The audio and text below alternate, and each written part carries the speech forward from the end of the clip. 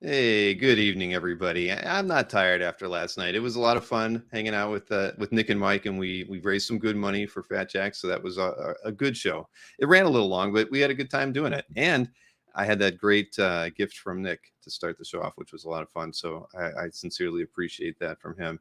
But thank you, everybody, for doing that last night. It was definitely a big help to Fat Jacks, and it's always good to help causes like that in the community. So, hey, I have got a guest who we have a little bit to talk about because I've known Philip. Philip's been on the on CAF since about 2005, and he's actually the guy that I bought my first piece of comic art from. So it's going to be an interesting conversation. So let me bring my guest tonight, Phillip Anderson, into the chat. Hey, Philip, how are you? I'm doing good. Now I'm worried. I'm like, did you like the piece? Is it okay? I don't own it anymore, or I don't own them. I mean, it was a Wizard World Chicago show, and I think Okay. it was 98 or could have been 99. But yeah, and I think you were set up with maybe with Tom Fleming. Yeah, that sounds right. Tom and I used to do a lot of those. It's always good if you've got somebody to set up with you so you can, go and look at other stuff, get that bathroom break. Key stuff. Right. See, so you had done enough shows by yourself that you had a strategy and a plan, and Yeah. yeah, no, I know. I've helped out a lot of dealers over the years, and that's usually why they want me around, is so they can make bathroom breaks, food breaks, or to go run and buy some art from Artist Alley or something like that. Yeah. You need your time away from the booth. But yeah, I've always said that you and Tom had a booth. I was at that show, and I was trying to complete my Thor and X-Men run in comics, and I did it like the first day of the show. So I still had like $400 in my pocket, and I didn't have anything to buy, and I'm like, what the heck am I going to buy? I'm walking around. I stumbled upon your booth kind of in the center of the hall, and I picked up some Mike Miller. It was like X-Men related art. It was sort of Yeah. similar, like costume art that like maybe they were Oh, things right. No, those were for like for the like first trading movie. cards or something. They were kind of Yeah, tied yeah, to and the they were first related to the movie. movie. And Yeah. I think they were trading cards, and I just remember I remember they paid him better money than you would get for doing a regular page because he didn't get royalties on them, but they were all cool. None of them were, they were all action kind of pinup kind of things. They were, and they were, they weren't sketches. They were, really finished pieces. Nice. I remember picking up like 4 or 5 of them. Because it seemed like he did every character. I mean, I remember Oh having yeah, Angel and Cyclops, and I think I might have even had Wolverine, or maybe I didn't have Wolverine. I remember there was one that I wanted that maybe wasn't there, or I felt like I couldn't afford. And since I didn't really understand what I was buying or why the things were priced they were, I yeah. think I I might have. definitely charged more for the Wolverine for sure. I'm sure he did as well. You should, and that's still true today. If Wolverine's on the page, that's it's usually going to command double what a page nearby might command. But yeah, no, I did that, and I might have even tried buying a few other pieces around there. But your booth was like the most accessible. Things were priced. I remember walking around and finding another dealer who don't know who they were, but they just had like stacks of art on their table. Nothing in easy to look through. It was all flat on the table, and I just thought it was too confusing, and I didn't get it. And you and Tom had a good presentation, so it was really easy to figure out. And I had a friend with me. He whatever he was buying, he finished whatever he was buying, and he ended up buying some art. I think he bought his art from Tom, but he and I ended up building CAF. I mean, but I can at least credit you to a certain degree as being the reason, because if I had never found your booth there, we would never have started buying comic book Oh, artwork. that's great. That's There'd be great. no CAF We today. very much tried to hook people. I actually think that's kind of important. That there's somebody selling. You know, it's great to buy the big, cool, expensive stuff, but it's also cool. You need to have something that's not too expensive for the guys who are there the first time and they go, "Oh, this is weird. That's kind of cool. I'd like to do that." By the way, I have no idea how to do the comment thing because I'm noticing comments like, "Is there any shots enough to pop behind me?" And yes, there is, but I don't know where to. I can't see the button to hit comments. So Yeah, no, you can't comment, but I'll, if you want me to okay, say something like, "Hey, CJ wanted to know if there was any," I'm happy to pull up the comment and you can answer it so that people know what we're talking okay, about. But yeah, I have control over all that. And but Okay. you can't comment in the chat. And yes, as Marcus Y just said, artwork world. That is true.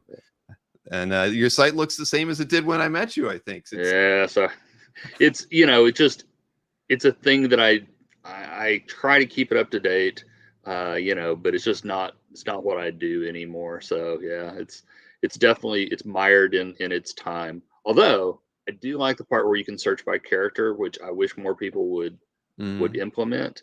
Um, because you know I'm a Green Lantern fan, and you know occasionally you want to check out somebody's stuff, and it'd be nice to look real quick and go, hey, they got any Green Lantern art?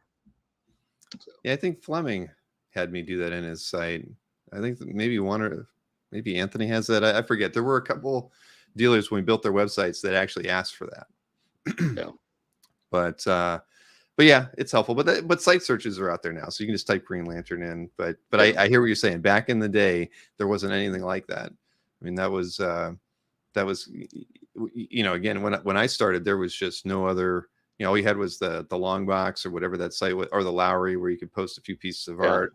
Like we were talking, or before the show started, we were, you know, about the Comic Art L. There weren't a lot of places to socialize really, and get to see a lot of hidden gems, right? Remember, there were a lot of collectors that had websites back in the day, and they used it to either show off stuff from their collections or post a want list of things they wanted to buy. So it was definitely an interesting time, you know, and but a confusing time for me. You know, as somebody who liked everything regimental, I was just like, there's stuff over here, there's things over here. I don't, how do you know, how do you communicate with these other collectors that you really, you know, where do you meet them? So that was really what started CAF. But let's talk about you, Philip, because clearly at that point, so I'm new to the hobby, but when, you know, when did you get started collecting original art, let alone where you started Um, considering selling it? you know, I think the first original art I got would be late '70s, early '80s. Um, you know, my dad picked up a Nova the Unknown panel page for me, with no Nova on it, no characters I knew, and I just thought that was just cool as hell. Despite the fact that I had read some comics, but not that particular one. I thought it was really good. And then he got me a, let's see, then I got a Half Splash by Ernie Chan from Detective, and then a Neil Adams sketch by of Wolverine, and then I was off and running. Well, You why would know, your father buy you a piece of comic book art, or we did knew he? he knew I liked comics. I mean, I was thinking about this before because I saw, you know, on previous ones a lot of times I ask people, well, when did you start? And it seems Mhm. like a lot of these guys are like, yeah, '95. I saw. I'm like, so I think maybe my first comic, although I certainly wouldn't know for sure, was Snuffy Smith #1, which is in 1970. But I know for sure, um, you know, by that I was definitely reading pretty seriously before, you know, after that. I was thinking like Marvel Team Up #4, which is one that I have a number of pages from. One of the ones where I realized like I really like when this guy draws, you know, Spider-Man more than I like the other guy who draws Spider-Man, and Mhm. that was '72. So I mean, I was like 6 years old then, but I at least at some level kind of knew, you know, I understood that the different guys drew this stuff, you know, and then that some people I liked better than others. And I can remember like when, you know, my dad knew I liked it, and so he'd bring me stuff. I remember when the last issue of Green Lantern and Green Arrow came out, um, which was in 1972, and he told me it was going to be worth a bunch of money, which he was actually kind of right about. It was not right away, certainly, but so I had it, and I had it wrapped up in like plastic wrap and in a drawer so it would stay good. Mhm. Obviously, you know, that'd help. And I would just get it out every so often to read it. And I read the cover off of it, but you know, because it was a great issue. But yeah, you know, so he knew I liked comics, and then just that whole idea that, you know, yeah, you could own the originals. You know, there's a million. Well, used to be there's a million copies of the comic, but only one copy, you know, or only 22 individual art pages from the comic. So it really made it exciting to me. Do you know where he picked up that piece of art? The first one he got was at a comic book store in Oklahoma City, Mhm. and then you know he would take me to comic shows, and you know sometimes he'd find something, and sometimes I'd pick something up. Um, there's all those things where you think. I remember when we met LB Cole the year that he did the cover to the Overstreet Price Guide. And we were really talking to him about getting a piece, but it was just, an unfathomably large amount of money to me at the time, being, like 10 or something. And we didn't do it. And I always think, oh man, that would have been just so stinking cheap. But that's just amazing that he saw that as an item that he thought would pique your interest. That would. Yeah. I think I talked to him. I think they decided they'd read something about how it was good to collect something. That like that was a thing that was good for kids, and I'm glad he, started getting me into that instead of stamps or something. I don't know. I might have a huge collection of stamps now. Right. No, I think you're better off with the original art. So so where did that, so we're talking late 70s, first piece of art. So what were the 80s like? I mean, because again, you're still 18 years before I stumble upon your table. Yeah. What happened in all that time? I mean, you didn't see as much art, certainly, and there wasn't any internet, and so but I would go to shows, and sometimes I'd buy a page, and sometimes you'd get somebody to do something. I remember when the first comics came out, I was really a big fan of a bunch of those, and so I can remember like meeting Tim Truman at a show and getting him to do me a really nice Grimjack that I still have. And I got into kind of getting sketches then, and a little bit of the originals, but I was in Oklahoma and then Texas, and so it wasn't like when you talk to somebody who's in Los Angeles or San Diego and as a kid, and they're like, yeah, I'm buying Kirby stuff for $10 a page or anything. It was never any of that. But you did meet a lot of people, and sketches were cheap or free. Well, that was the time, right? Yeah. I mean, when the creators were still willing to do a sketch for next to nothing or nothing, and it's not that way anymore. But so you're buying art. I mean, what would you say were maybe 2 or 3 of your more interesting purchases in the 1980s, and from which artists, or did you buy them? Were you buying from dealers or their reps? Mostly, no. I mean, I didn't even know there were reps back then.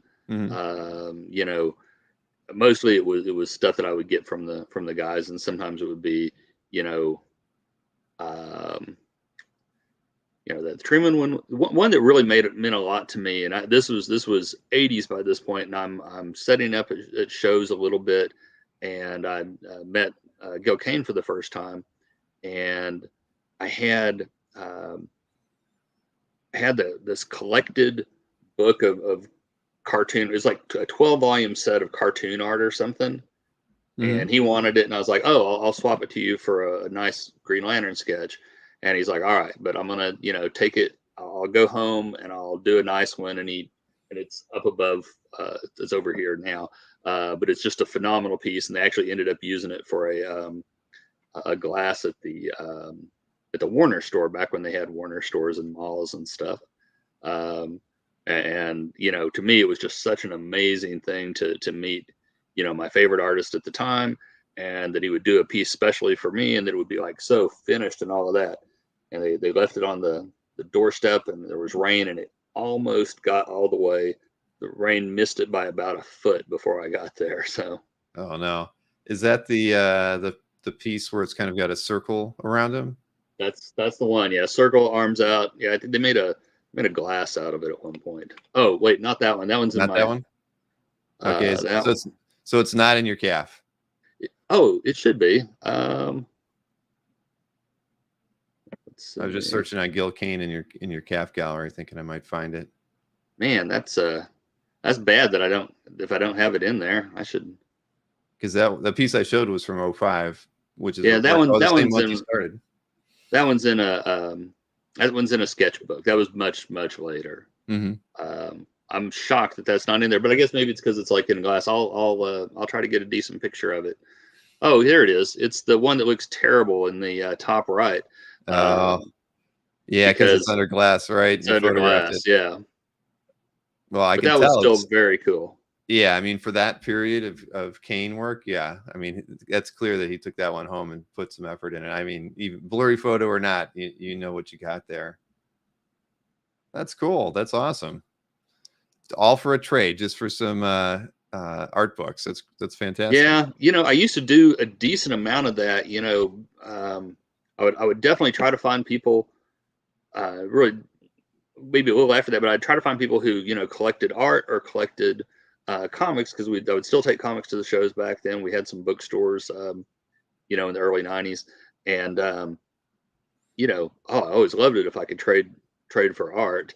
And I also, and I don't remember if we were doing this at the Chicago show when I met you, but um, we would have a we'd have a cooler full of beer behind the table, uh, and so sometimes people would come by and get a beer and hang out and talk, and then maybe you'd end up doing a trade or doing a deal with them or whatever. Yeah, they're So you I don't became know. known as like the open bar in the middle of the con, It right? was, yeah, it was just like much more relaxed than some of the places, and Sure. kind of enjoyable. And you probably get caught if you were trying to do that now, but at the time, nobody was really paying that much attention. That's funny. Well, you didn't offer me a beer. I know that. Sorry. Well, we may not have had one at that one. It wasn't at all of them. It depended on if we, did we drive in ourselves so we could haul an extra, because you don't want to have to ship your ice chest. So No, not at all. Hey, Kazra wanted to know if you can if you do a Gil Kane impersonation. He's been told that Gil has a I great can't. voice. Everybody else does a great one, but I can't. He did have a great voice, and yeah, great guy. Yeah, I mean, I've heard the same thing, but no. So okay, so a Gil Kane piece. What other pieces might have been an interesting pickup in that late '80s, early 80s, '90s? 90s. Trying to think when I started doing. I guess I started in the '90s is when I started doing the sketchbooks, and that was a big deal because, and that was like '89 or '90. Um, I was uh, I was at a San Diego show with Jeff Watson, who isn't really active much now, but I think he's on CAF. Um, and we both got a sketch from Ernie Chan, and his just crushed mine. And his was in a sketchbook, and I was like, "Son of a gun!" And he's like, "Yeah, yeah. If you give them a sketchbook, they know you're not going to sell it, and they'll do a better job." And he had to go and like do some work in Los Angeles the next day or something. So he picked up a sketchbook for me, and then I got Bill Stout to do the first sketch in it, um, and then we were off, and I started doing a ton of those, and so that was a big part of how I collected. There we go. Yeah, Bill said, if the drawing didn't get them, then the bit afterward about by the best artists in the world would do it. Um, so yeah, so that's, I think, is that 90, 91. Um, that was like a big switch for me, from going from getting individual sketches from people and having them kind of loose to having them in a book, um, and which evolved into having them in a bunch of different books, because I quickly found out that if you only had one book and you handed it out to somebody, that always the guy that you most wanted to get a sketch by would come in immediately, and you wouldn't be able to get him. Right. So you had to have multiple sketchbooks. What was so it was dramatically different, I guess, for you, the piece that your friend got in his sketchbook versus. Yeah, his was just so much better. And I don't know. I was like, oh, this is the way to do it. And then, you know, Bill said something about, oh, I'll start it off with something cool. And I never say no to that. I think I don't know if every single sketchbook I have has a sketch by him in it. Well, not everyone, but almost. And any of them that I don't have, I'll try to get them in at some point, because he always does something super cool. And then the idea is you always just do, and I've always been a believer in letting people do whatever they want in the sketchbook. There's people who go around, whether it's something weird and cool like, oh, it's got to be toasters, or whether it's like, oh, it's only going to be characters from this thing. Um, but you know, I kind of like to say, do something cool, just, you know, make sure it's better than the last guy. And so as long as you start with one that looks like this, then, you know, it's hard to do one better than the last guy. That's funny. So if that was the first, then how many sketchbooks did you end up accumulating? Because I know that there's a few other pieces that look like intro to sketchbook pieces. I have 8 sketchbooks going now. Oh my. You know, and some of them don't get part of it is like, oh, actually, I should have 9, but one time while I was gone, the dog got into the room and one of the dogs got a hold of one, and it's he didn't really destroy any pieces, but they're all in individual. They're in a portfolio now because they got kind of torn out, unfortunately. Well, that's good. So no puncture marks in the drawings themselves, or not many? Not many. Yeah, that was. So I was in Washington State, and I called home, and my wife prefaced it by saying, everything's okay. Everyone you love is okay, which is not how you want to hear something start, because you're like, holy cow, has the house blown up? What's going on? Yeah, that was what it was that the idiot dog had gotten in and chewed up a sketchbook. Of all the things that the dog could get a hold of, it had to be the sketchbook. Well, my first question was obviously which sketchbook. And, you know, there's never a good one for them to have picked, but it could have been worse, you know. Right, right. Well, it's still, I don't know. That's still rough to have happen to you. I mean, and then you had to come home and see what you could do with it. But it makes sense that you probably just, you know, I probably took the whole thing apart and put it in your portfolio. It's the best thing to do with it at that point. And you know, Kazar makes a good point. The sketchbooks are great time capsule type things. I mean, that was really what got CAF started too. Is you know, when we only could see 5 pieces of art in a person's Lowry or whatnot, I wanted to see what people had in their sketchbooks or the con sketches they were getting. Nobody wasted their 5-piece resource to show those kind of pieces. I wanted to see what everybody was getting, and I was a convention sketch collector when I got started. So for me, that was, you know, that was my jam early on, and I wanted to see more of that. And the only way to do that was to make a site that let people do it. Yeah, I always now, even now, it's, you know, anytime you see somebody going around and they got a portfolio or they've got a sketchbook, I'm just like, hey, let me see what you got, because yeah, it's just, you know, you see some amazing art. You see people do characters that you didn't know that they you know, like to do, and doing a great job of them. You know, it's, to me, it's such a fun little thing. Like you said, it's kind of like a little time capsule, time capsule. You know. Yeah, like people are still commenting on the dog though. Rich says should have been your homework. The dog had a taste for great art, and Rick Welch says Kirby's and bits. Yeah, that dog really liked old paper, and he never would get anything new, but he did, and we were always trying to keep stuff where he couldn't get it. He did manage to. My dad, I'm a big Frank Sinatra fan, and my dad had gotten me the. It's considered the first album by Sinatra. They're not real albums in the sense that because they're 78s, you couldn't put more than like a song or two on a side. So it was a like a portfolio that had like 4 albums in it. And the dog not only chewed that up, but he laid on top of it and cracked all the records too. But oh my goodness, he's gone now, so I can put my art without having to worry about it. I didn't kill him after chewing up the book, though. I would like to make that clear. Right, it wasn't you that did him in. No, it was cancer. Oh man. Well, here are since we're talking about the sketchbooks, I think you gave me 2 other introductory pages to other sketchbooks, I think, right? So this is your great book of myth, and it doesn't say, you know, and all the best artists or anything, but you start off with something like this in a sketchbook, and you know that the people who are following up have to work pretty hard to. Yeah, I think it makes its own subtle point. You yes, know, it does. Yeah. So I would used to meet up with Mark. He'd come by the table on setup night every year in San Diego, and I'd buy a bunch of sketches from him, which would basically pay for his trip. You know, pay for his booth, pay for his trip, all of that, and then I'd go through and I'd keep some, and then I'd sell some, and that was like a big thing to kick it off.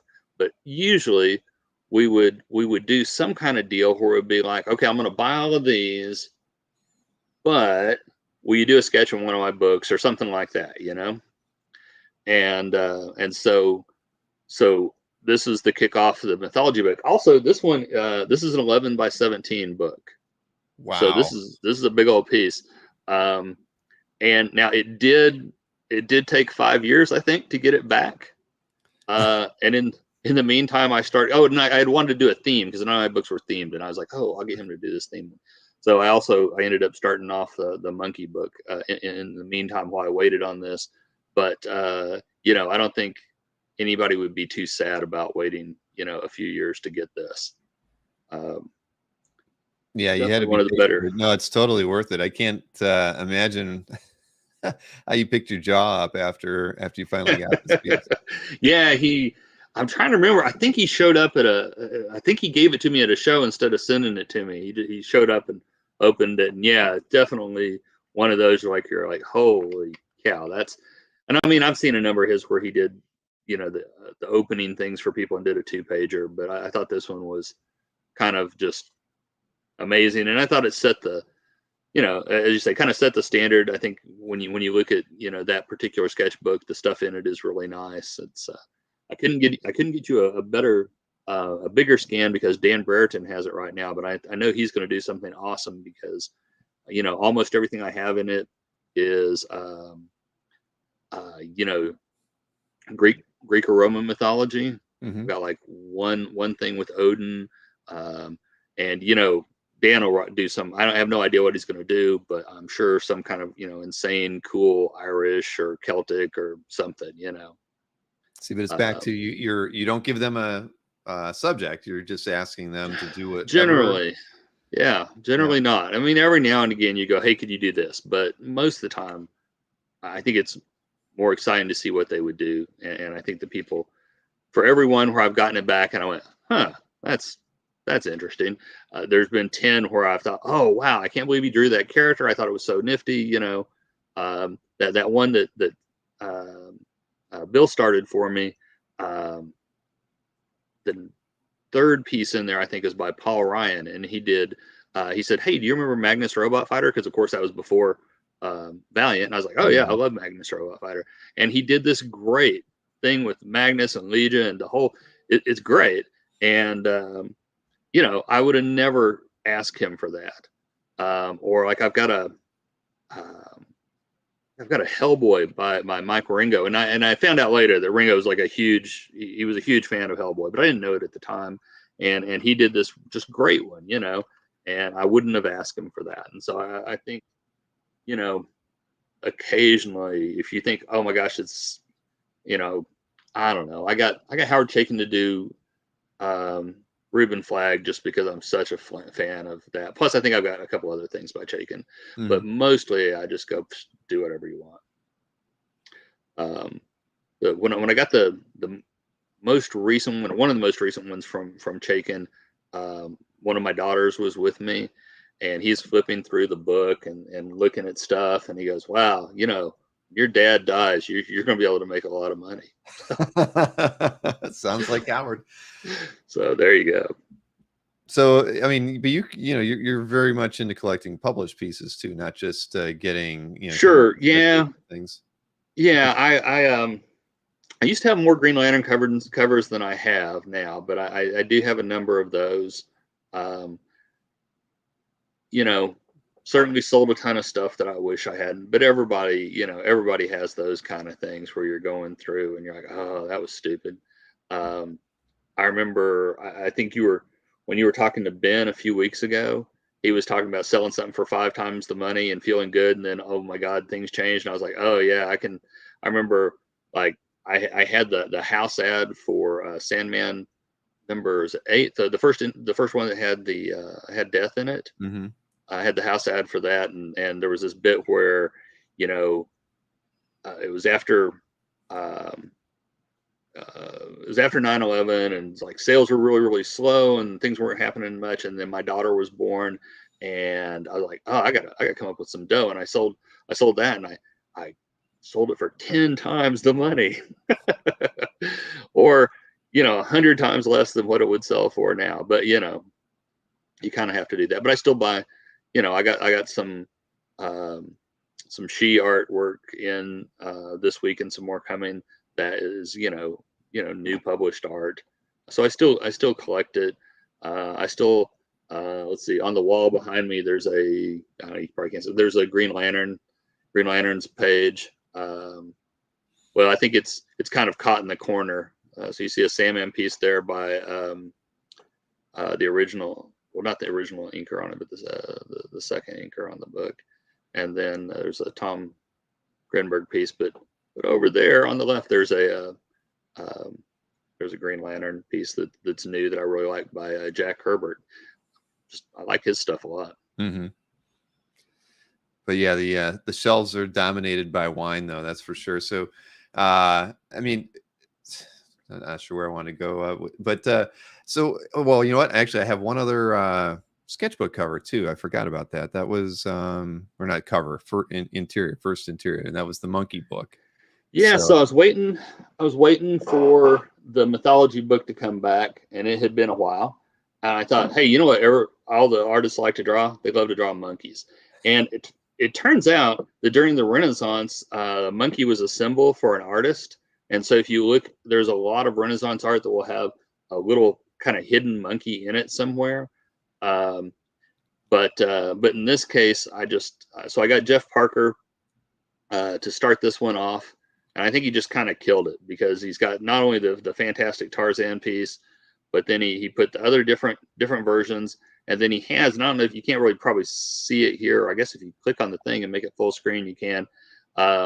He has the whole rules of the book, and that's been cool. And I've gotten some really good drawings from people who want to enjoy drawing monkeys, because who doesn't like drawing Tarzan and monkeys or King Kong or something like that. Yeah, you sent me some photographs of you and Jeff, right? Yeah. Back, when I met Jeff, he was primarily an artist, but now I think I think most people know him as a comic book writer. And, he's won some awards as a comic writer and all of that. But in his heart, he's still one of the greatest monkey or bear artists you're ever going to find. Yeah, let's see. Here was another picture. You got some art on the back wall on this one. Yeah. I actually kept that. There's a Green Lantern interior page there with Jade on it that I was apparently selling at the time, but I changed my mind and kept it. And then there is right behind my head. Can't see it in this picture, but I saw it in a different one. There's a Lanil Yu double page spread from X-Men that was featured on a previous show. Yeah, I feel like I was one of the owners of that piece once too. Were you? Okay, I believe so. I sold that for Mark Morales. There you go, because you can see it there. Here. It is. You got a better picture of it there. Yeah, with Frank Cho. Frank Cho and Mark Schultz. There must be beer behind that table at that point. Yeah. Oh. Well, you can see I've got a bunch of. I must have a bunch of of Mark's stuff in my hand there. I can't really see it, but I'm holding 8.5 by 11 pencil pieces and looking very intently at it. So there's a pretty good chance that this is Mark coming over, towards the beginning of a show to, make some money. And I always started those shows off just deeply in debt, because I'd see Mark and spend all my money and a little bit more than I'd planned to spend, and then hell, Frank's there, so I'm probably gonna spend a couple bucks there, and but that was one of my favorite things about doing these things. Oh yeah, I mean but that's the kind of the best part. You know, you're there for the business, but that first hour or two where you get to buy art, and I mean that's great that you had that kind of relationship with Schultz to have him, you know, come around and set those things up for you. Yeah. Oh yeah. I mean, I was a huge, well, I still am, you know, a huge fan of his art, and you know, I should have named him as one of the guys in the '80s, because I definitely was buying, getting art from him um, before I graduated from high school. So um, I'd be like '84. So I was a fairly early adopter on his stuff. Wow, that's awesome.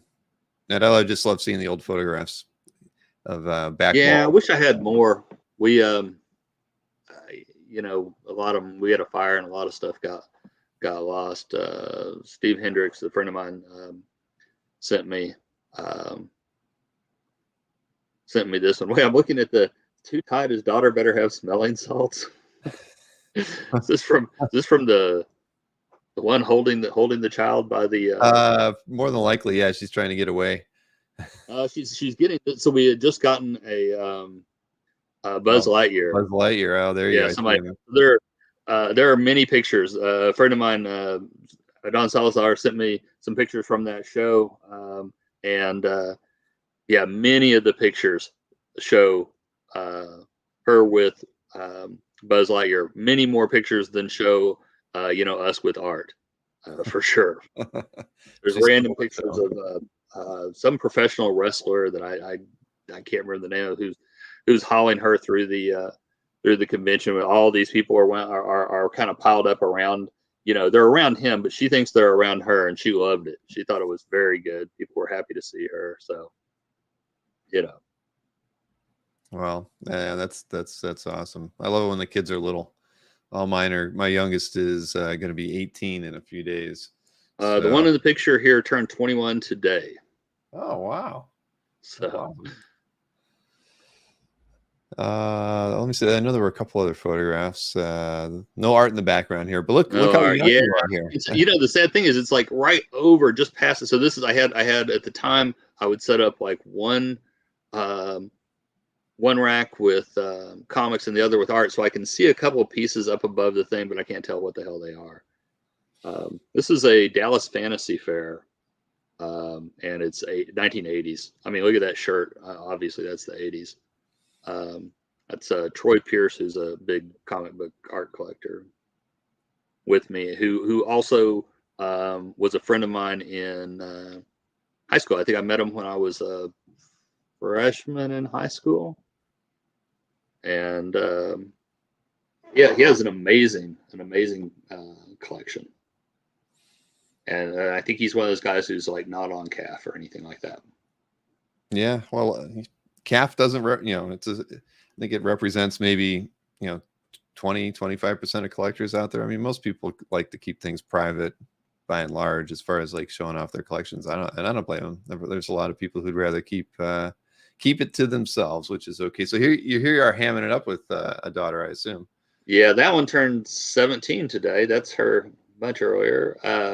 Yeah, they would do these daughter dances at her middle school, and one year it was superheroes. So that's our picture from that. And you were looking for a picture, and like, hey, here's a picture of me. And so, Hmm. um, and then yeah, we had this other for 10 years there. Uh, had a partner, and we had um, depending on the time, 3 to 4 different, you know, bookstores and comic stores. And this one, this was a big day. This only mentions part of it. So that day, um, they came out with, I think so like Bloodshot One and another comic, and then, but it was also the day that Adventures of Superman 500 came out. And so we did kind of like 2 things. Like we did the first signing, and then we kicked everybody out for an hour or something. So Doug Hazelwood came in and autographed copies of Adventures of Superman 500, and then Bob Layton and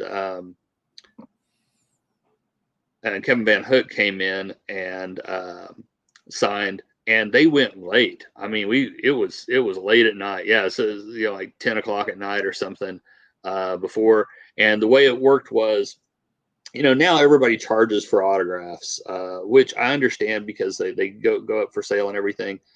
But we didn't want to do that, but we also wanted to control it a little. And so the way it worked was you could either donate a can of food, or you could do like a $25 donation that went to the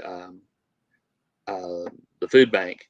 And it turned out we raised the second most amount of money in food for the Austin food bank that had ever been done. We got beat out by some Boy Scouts, but there were more of them,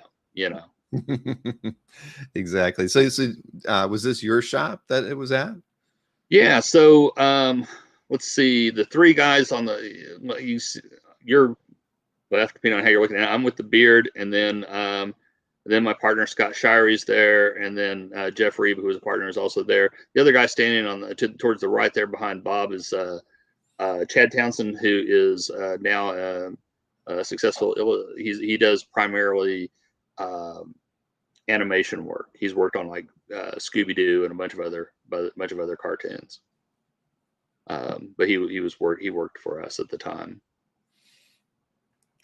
So how long did you have the shop? About 10 years. Yeah. That's so that's something similar that you had going on with Tom too, because he still has, I think, the comic shop. He doesn't do the art anymore, right? But right, yeah. And we were more of we were like a bookstore in science fiction, and and did comics as well. And so sometimes that was really handy for us, because sometimes you would have somebody that was a comic book artist, but was doing a book, and so they would come in and do something. So like John Byrne came in and did a big signing for us because he had this book called Whipping Boy that was out. And, we couldn't have got him to come in to sign for his comic book, but he came in for Whipping Boy, and then he signed. He was doing Namor at the time, and so he was there signing all that stuff. Or Chris Claremont came in and signed for his. He did a book with a series with George Lucas. He came in and did that, and sometimes you would get like Andrew Vox, a very famous mystery writer, would come because he had a comic, or like Clive Barker came in because they were doing that Barkerverse thing, which was a incredibly fun signing, and people were buying the comics even though they had no idea he had a comic, or if he had anything to do with the comic. They're just, look, there's a thing, I'm getting him to sign this. Mm-hmm. So sometimes little cross marketing was nice. Sure. But so did you just end up moving on from it because you moved out of town, or was it just a tough business? We had sold a couple of stores. One store, they were redeveloping the mall that it was in, and they were like, if you find someplace else for a year, we'll have a spot for a year. And you're like, yeah, we don't have that. We can't do that. And then I had moved to these were in Austin. I moved to Fredericksburg, Texas, which is 90 minutes away, or a little less, and had another bookstore there. Mm-hmm. And I think that the come to Jesus thing for me was there was a Harry Potter book that came out, and it had a street date on a Saturday, and which you couldn't sell it before then, and Amazon didn't want to miss out on the sales, and so they did 40% off and free FedEx shipping, which meant they literally lost money on every single book they sold. And I was like, you can't compete with somebody who thinks I'll lose money on everything I sell, but I'll make it up in volume. That's insane. It turned out okay for them, I guess, but it was that was kind of when I was like, I gotta find something else to do. At that time, was it your full-time job, or were you doing other things as well? I mean, no, it was just yeah. So we had the stores, and then I sold some art, and then once we were down for a while there, I had the store in Fredericksburg, which was separate from our other stuff, and then I would drive in every Wednesday, because Wednesday was like new comic day. I'd get there early in the morning. We'd have new comic day all day. We'd have people coming in to do play Magic the Gathering and stuff. and then we would have we had a Double Dave's pizza place near us, and so people would eat pizza and drink beer and play cards, and I get out there at like 2 a.m, go home, do my thing. And when we sold that store, I was like, I had free time. I hadn't had free time in forever, and it was before kids, and I was like, I'm gonna get another job. You know what? I'm gonna go work at this little tasting room kind of place as a wine thing, because they will teach me about wine instead of me having to pay to learn about wine. I was like, who'd be stupid enough to pay to learn about wine, which I've spent thousands and thousands of dollars since doing that. But at the time, and I felt like that was something that I could kind of that I enjoyed. It went from like comics were my job, and wine was a hobby, to wine was my job and comics are a hobby. That's works out probably a little better. Definitely works out better for my collection in terms of keeping things, because now I don't have so many times where I'm like, oh, I got to sell something. Now, is that because I saw Rick Welch has asked if you had ever considered working for Heritage, but when did you move from Texas to California? Because that's where you are now. About 10 years. I definitely thought, I always loved the Heritage concept, and we went to their very first. They actually did a little tiny convention to coincide with their first auction, and so we did that one, and it's weird. It was a little tiny bit of comic people in this one hotel, and then a million happy young Christians. They had some kind of thing going on, and it was just jam full of screaming happy teenage young Christians banging on the doors at night and stuff like that. But hey, if Heritage ever wants to get somebody who can both work in their comic thing and their wine division, I mean, there can't be that many double hitters like that. I don't think so. But that's no, I mean, that's actually, see, you could be you could work in either section or both. You're right. Yeah, somebody's sick one day, I'll hop in and go, this is a Captain Marvel from this time period, and then boom, we'll be like, oh, this is Cheval Blanc, and this is from 82, and 82 was a phenomenal year for Bordeaux. So what do you do now, though? Okay, you got all that wine behind you. How did you? So I work. I work for the Cedar Band of Paiutes. So this is an Indian tribe out of Cedar City, Utah. But we produce wine in Lodi, California, using Lodi and Clarksburg fruit, and 100% of the profits go back to the reservation. It's very cool because the last job that I had before I moved to California, so I was a winemaker and general manager of about a 20,000 case winery in Texas and Lubbock before it got got sold. But the deal was, it was cool and it was fun to do. But if I made a bunch of money for my boss, who could just use that to get another mistress, which is also why they had to sell the thing. But with this, it's kind of cool because I meet people now where, we're paying for them to go to college. And, that's pretty neat. It gives me something to, feel good about the job, but anyway, so we sell wine. We're in about a dozen states, and then we're in Ontario, Alberta. We're the number one boxed. We don't make a boxed wine anywhere else, but we're the number one boxed American Chardonnay in Norway. So there you go. Bragging rights. Something, yeah. So it's kind of a weird little thing. But so what was so is this for you? That's going to be like the retirement gig? Is I think this is we'll see. I don't know. We'll see if Rick can hook me up on this Heritage thing. Unless Heritage comes knocking at your door. But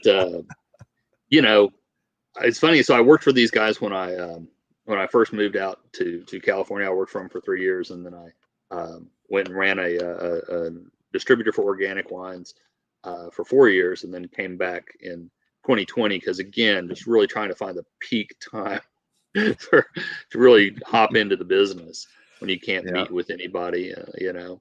Mm-hmm. But I enjoy it for sure. So, what was the last piece of art you bought? Let's see.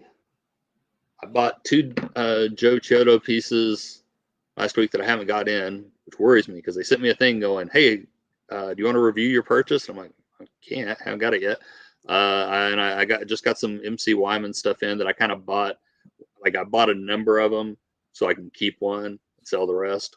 You know, which has kind of always been my, especially since this isn't my job anymore. It's always been that like, you know, drug dealer kind of thing, you know. I gotta get some for myself and sell the rest to pay for my own habit, you know. Yep. Yeah. So here, get this. I had Wills Portasio on last Tuesday, and he pronounced Joe's last name as Chido. Is that right? Well, And that's, I don't know. well, no. Well, it's funny, you know. Well, because I've always pronounced it like you did, Chiodo.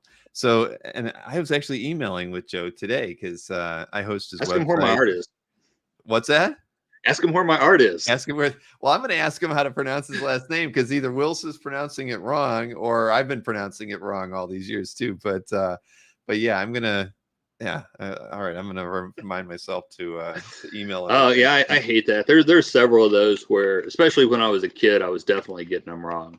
You know, I like the guys where like they would put it either in the credit box or somewhere like you knew it was Sienkiewicz because they spelled it out for you.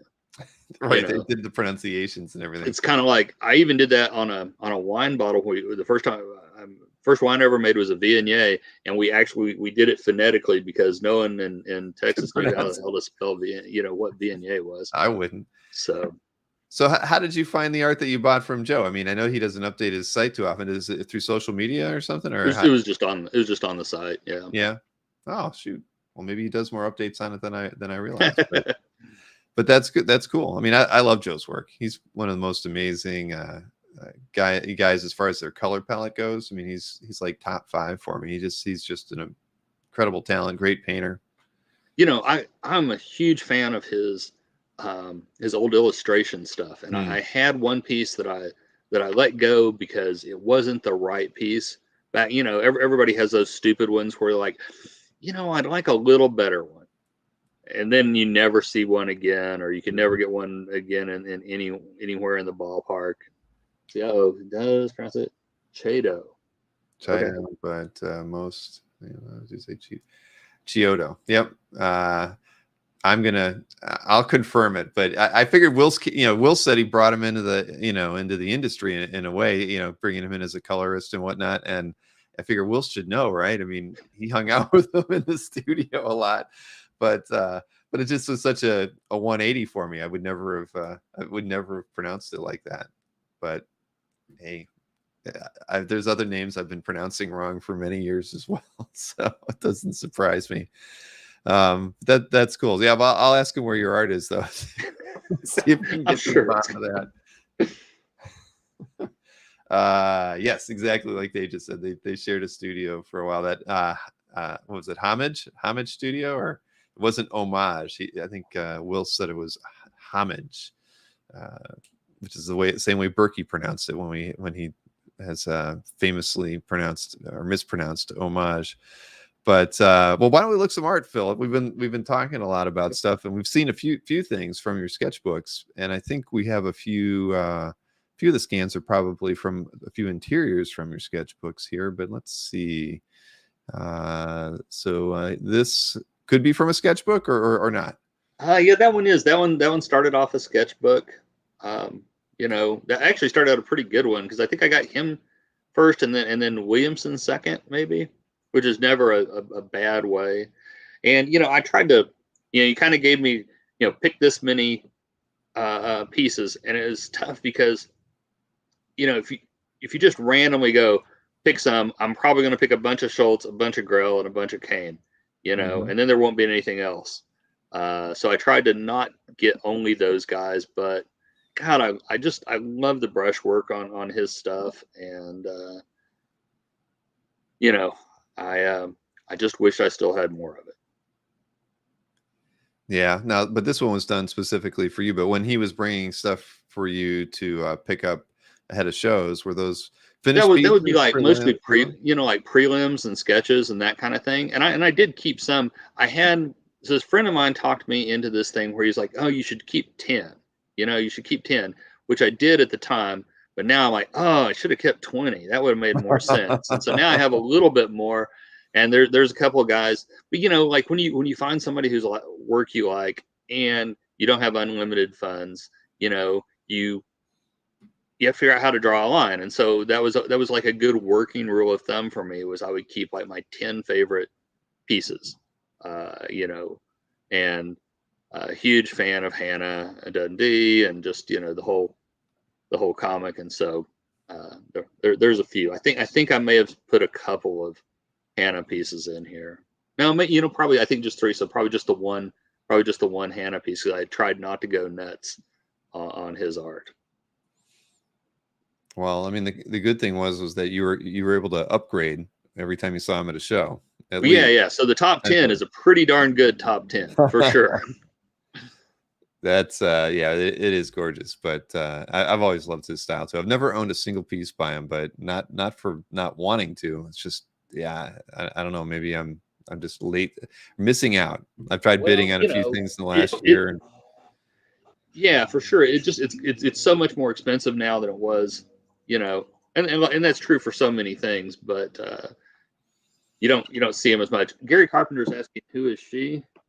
So this is a character called Hannah Dundee. She's from a comic called Xenozoic Tales, spelled with an X. Which has been reprinted in some places, Cadillacs and Dinosaurs. You should absolutely check it out. It's a cool story. It's got great art. If it would come out occasionally, that would be better. But got 2 out of 3. Exactly. But yeah, his work's amazing, and it's funny. You look at his signature. I mean, that's kind of his style is so fluid. Like Ron was mentioning the hair. I mean, it is so simply done, but it's so it's so incredible at the same time. I mean, he's one of those. Master. He's one of those guys who can do a dry brush about as well. He can. Frank Cho. There's Williamson, of course, good. There's just not that many people who are great with dry brush. Yeah. No, very, very true. But that's fantastic. And like you just said, it was in a sketchbook as well. Yeah. So yeah, kicked off the book. So hopefully the next guy will do something good. Yeah. This is Mark again in a sketchbook. I actually didn't put the opening bit in this one. The opening on here is a Bill Ruth. I've got a Bill Ruth and then a Mike Grell painted piece, and then a Jeff Jones piece, and then I think this one may be one of the next ones after that. Is that sketchbook within reach? Yeah. Why don't here, I'm gonna hide this one. Yes, here, I'm gonna switch you over to here. Show us a couple of those pieces. So this is the sketchbook. I felt like that was the good start was to have the the cool cover. Oh yeah. And this is by Bill Ruth, who's no longer with us. Is a fantastic artist. Just never, I feel like never quite caught that one thing. This is an airbrushed Mike Grell Spawn the Impaler thing. Mm-hmm. He did as like a demonstration at the store because he and Rob Pryor were there to do a signing on Spawn the Impaler. So the Jeff Jones, that's nice. Jeff Jones piece. I can't imagine what he was doing here with a woman with a man in the brain. I don't know. Oh, there's your the piece. Yeah. So yeah, that was only like the 4th piece. There's a few, but yeah, that was the. Oh, and then we had Jim Silk did a thing, and then you get to Mark. And so where we got to that was Jeff Parker and I have been talking about what makes an EC cover, like the classic science fiction covers, and we were like, okay, so it's a chick, a ray gun, and a dinosaur or a lizard. Or a rocket ship. If you have those, you're good to go. And we thought that was about right. And so Jeff did a piece for me that was, put those things together. And then we got to talking to Mark about it, and he was like, well, that is pretty much right. And so he tried to combine them all. So we have, you got your rocket ship, alien planet, sexy chick, kind of a dinosaur, but it's not all half naked chicks, in case people were wondering. We do have, but a little bit of Disney at the same time. Yeah, this has got some. You got your, your rat packs, and that's part of it. Is, what are the chances that you're ever going to say, could you draw the rat pack for me? Probably not. But he did it, and it was friggin' awesome. That was a Parker piece. There's not a lot of chances when you're doing it. You go, hey, Salma Hayek in Dusk Till Dawn, could you airbrush that for me? Way better if you just say, can you do something cool? Can you do the best piece in there? More half-naked chicks. Well, we definitely have more of those in there. Yes, we do. Not my fault, because clearly I'm not asking for that. I'm just saying doing something cool. They're going, it would be cool, half-naked chick. So, what do you want to draw today, right? There you go. Mr. Easy Go Lucky says, love the variety. And that, well, definitely in technique on those too. I mean, you get a couple of airbrush pieces in a sketchbook. That's very unique. I mean, that's pretty cool. Yeah. Well, and I think part of it, I mean, when you see that book, because it's got the decoupage and all that stuff on there, and you see the other stuff in it, I don't think anybody looks at that and goes, this is going to be on eBay next week. Right. This is more like Chaikin said, where it'll be on after I'm dead. So.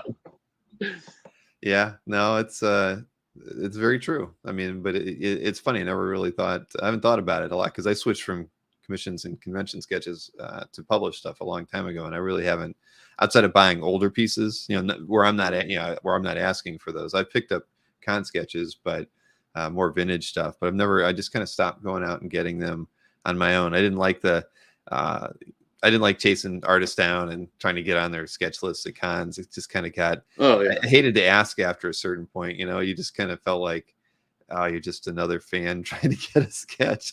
Yeah. But the thing is, it's for you clearly, had a lot of relationships with these artists. It's very, very different than, and had histories of buying from them, like with Grell or whatnot. So, you knew these guys pretty well.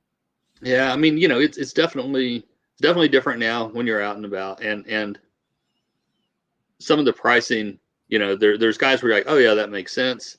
And then there's guys that are phenomenal artists and they're still relatively inexpensive. And then there's guys that, like, you never heard of them, but you're like, this guy seems like a nice guy. I'll try to get something. And they're like, oh, it's $500. You're like, I've never heard of you, and you're not working in the industry. But it is what it is. It costs what it costs. But it's it can be. It's definitely different than when you were just before. It was all just kind of like, I think I'll draw something in your sketchbook. Sure, Mm-hmm. It's a little. It's all business. It's all business these days. You were talking about the chasing somebody down. I have a weird one. Whoop, wrong book. The weirder, the better. Well, just more in terms of, I don't know, when or if I'll ever get a finished book on this. Mm-hmm. So this is Monkey Book. You got your monkeys in it. We have a partially finished Frank Cho in there. We were on the way to the airport. Frank Cho rear end, if I've ever seen one before. Yeah, everybody likes the good. I almost sent you this one on my top 18 because I mean, monkeys playing poker. I love it. And if you look, they're cheating. That's by John Lucas. Oh, okay, cool. Lucas does great stuff. But I have this one in here that I started like 9 or 10 years ago when I first moved here. Let's see if I can find it here. By Art Adams, and that's one where you feel kind of weird in terms of, like, are you trying to chase him down because, like, he started it and then and then it was, I don't know, 8 years, and then he did a little more, and if you can see, it's all blue lined out. Yeah. So every time I see him, he does, you know, a little more. And what's funny is he's always doing a little more on, like, you know, you have a little more of this here and a little more of this here, but you know, the naked chicks and the dinosaurs never are getting. That's where a lot of work's got to go into it. So that's So amazing. that one, so that one's like, I feel like I am kind of chasing him down. I last time around I showed up with there's a Chardonnay that he likes, so I brought that plus one of our Chardonnays so we could do a taste test. Mm-hmm. You know, because I don't want to be super annoying about it, but it would be cool to get it done at some point. You know. Well, another 8 years, and maybe it'll be finished. Yeah, you know, and it's not like, I mean, as long as he and I are both around in 8 years, I'll be happy. So Right. No, no. Well, it gives you guys a reason to talk every so often, you know, whenever every so often. because Yeah. yeah, why not? I mean, but that's cool. I mean, you know, everybody loves art's work, so you know, Oh just yeah. the idea Well, that I mean, if you're gonna do a monkey book, I mean, like yeah, in your first 10 guys you're thinking of, he would of course be it. And it's funny. I assumed, you know, he would want to do like Monkey Man and O'Brien or something like that. I have no idea what he's drawing. It's got dinosaurs. There's the Apatosaurus or Brontosaurus or something with the half naked chick on it. There's Tyrannosaurus with a half naked chick on them. I don't see any monkeys anywhere. But if he finishes it, I will absolutely not go, damn, where's the monkeys on this? right. Well, maybe the chicks will end up being monkeys. You never know, but that's awesome. Yeah, you didn't give me that one. That would have been interesting to see the scan of it. But this next piece is by Aranza, and I know Aranza pretty well. I mean, she was actually, I publish a book every year called Infected by Art. It's an art annual, and Aranza was on my jury this year. So you know, we emailed quite a bit the last 3 or 4 months, and I've met her at a few shows too. She's a wonderful person and a great talent. I've never met her. I'm a huge fan.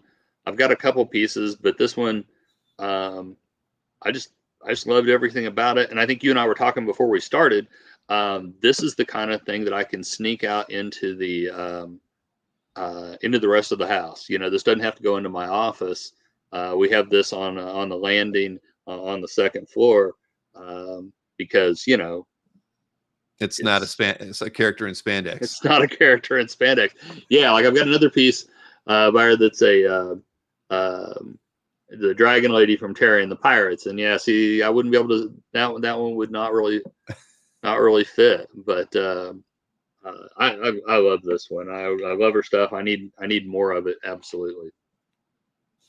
Yeah, no, she's amazing, and she's been going to that IX show in PA.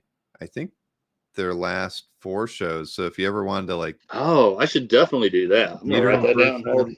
Yeah, I mean, and that's a great show. I mean, you know, you and I kind of have similar tastes. I love sci-fi, fantasy, and that the show at IX, that's all it is. There's basically 2 different exhibits, and the one has around 160 artists. That's the main show, and then they have another show that's back at the like a hotel ballroom that has another 120 artists. So there's a lot to see. It's, you know, it's a show you'd want to go to, you know, be there for 2 days so you can see both exhibits. But I gotta look that up. So that's in Pennsylvania, right? Yeah. And I'm always wrong on the city. I want to say Altoona, but they had moved it around for a while, and where it's at now is definitely the Reading. It's in Reading now. So, but yeah, fantastic show, worth every penny to travel to it. You know, because you've got, you know, Hildebrandt's there all the time, Bob Eggleton, Donato Giancola. I mean, major, you know, Omar Rayan, you know, everybody who's anybody in Magic the Gathering traditional art's always there. Matthew Stewart, Julie Bell, Boris, because they're local, so they're always there too. It's just that you'll never, and it's, you know, you think it should be more well attended. I mean, they probably get like 300, 350, 400, you know, people coming in. But when you have already 300 artists that are there, you get a lot of one-on-one time at that show. That's amazing. Yeah, I gotta. So we sell Twisted Cedar wine. We sell our Cab and our Chardonnay in all of the their state liquor stores in Pennsylvania. It's just so weird, but it is weird. What it is. I I So always I always lament the moment I cross the border. I'm like, where do I buy beer here? You know, I so can't. so yeah, I figured there's got to be some kind of thing I can go for, for work reasons around Exactly. that time. Well, yeah. I mean, if you ever go, let me know. It's the name of the show is IX. If you check out, I know they changed the domain name a few times here. Let me just double check it because it might just be ixarts.com. No, that's always the wrong one. If you go to Alluxcon, ILLUXCON.com, that will get you there. But yeah, and I'll I'll check share it it. out. Yeah, but they are pretty. It's just an amazing show. The couple that have been putting it on for about, I think it must be 12, 13 years now. But it's just, there's no show out there in the country like it. So I highly recommend people to check it out. And it is in the fall every year. I think October, mid-October. Oh my God! I think I was there twice in October this year, and like in And it's Philadelphia and it's Pittsburgh, a but yeah. 5-day show too. The showcase, which is back at the hotel, is only Friday and Saturday night, but the main show starts on a Wednesday. So if you get there on Friday, you're going to pretty much be able to, and stay there Friday, Saturday, you're going to be able to see everything that you'd want to see. But it's definitely a 2-day event, and worth it. Definitely worth it. Sounds great. Let's see. So, but yeah, Aranza's awesome, and yeah, she was great on my jury this year. Very, very thoughtful. So let's see here. So we've talked about Frank Cho a few times here. We saw an unfinished piece in the Apes book. So, but this looks like is this in a sketchbook too? In the sketchbook. So we were out to dinner in Dallas. I actually have two pieces that I sent you that are from this same time. We went out to eat at what seemed like at the time a really expensive. It was like a Asian buffet kind of thing, but it was a little more expensive because they would come over and say things like, "Would you like some lobster?" And everybody go, "Yeah, of course we'd like some lobster." And then they'd bring out lobster or whatever. And we had some pretty nice wine and stuff like that. And I think the deal was, I was like, "Oh, I'll just pick up the check. Can I get some sketches?" And so yeah, so Frank did he did this, but he also did he did a drawing of a couple of Liberty Meadows characters, and then he did a couple more pages of just like sketching, working stuff out on there before he gave it back to me. And I met Frank in Atlanta when he was still doing Liberty Meadows, I think. So he hadn't done any Marvel art or anything like that. By this point, I think he had, but when I initially met him, he hadn't, and it was funny because he was clearly one of the best artists at the show, but not everybody was stopping to talk to him because he wasn't drawing X-Men or something. Although he's done that now. But I'm a huge fan of his. He's a really good guy. Although I'm loath to admit that because he's a sarcastic guy, and he'll give me crap about that. But yeah, really good guy, phenomenal artist, and as you can see, really good with dry brush.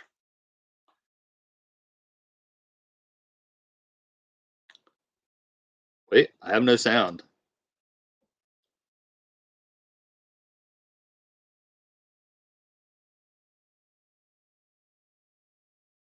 I've lost sound.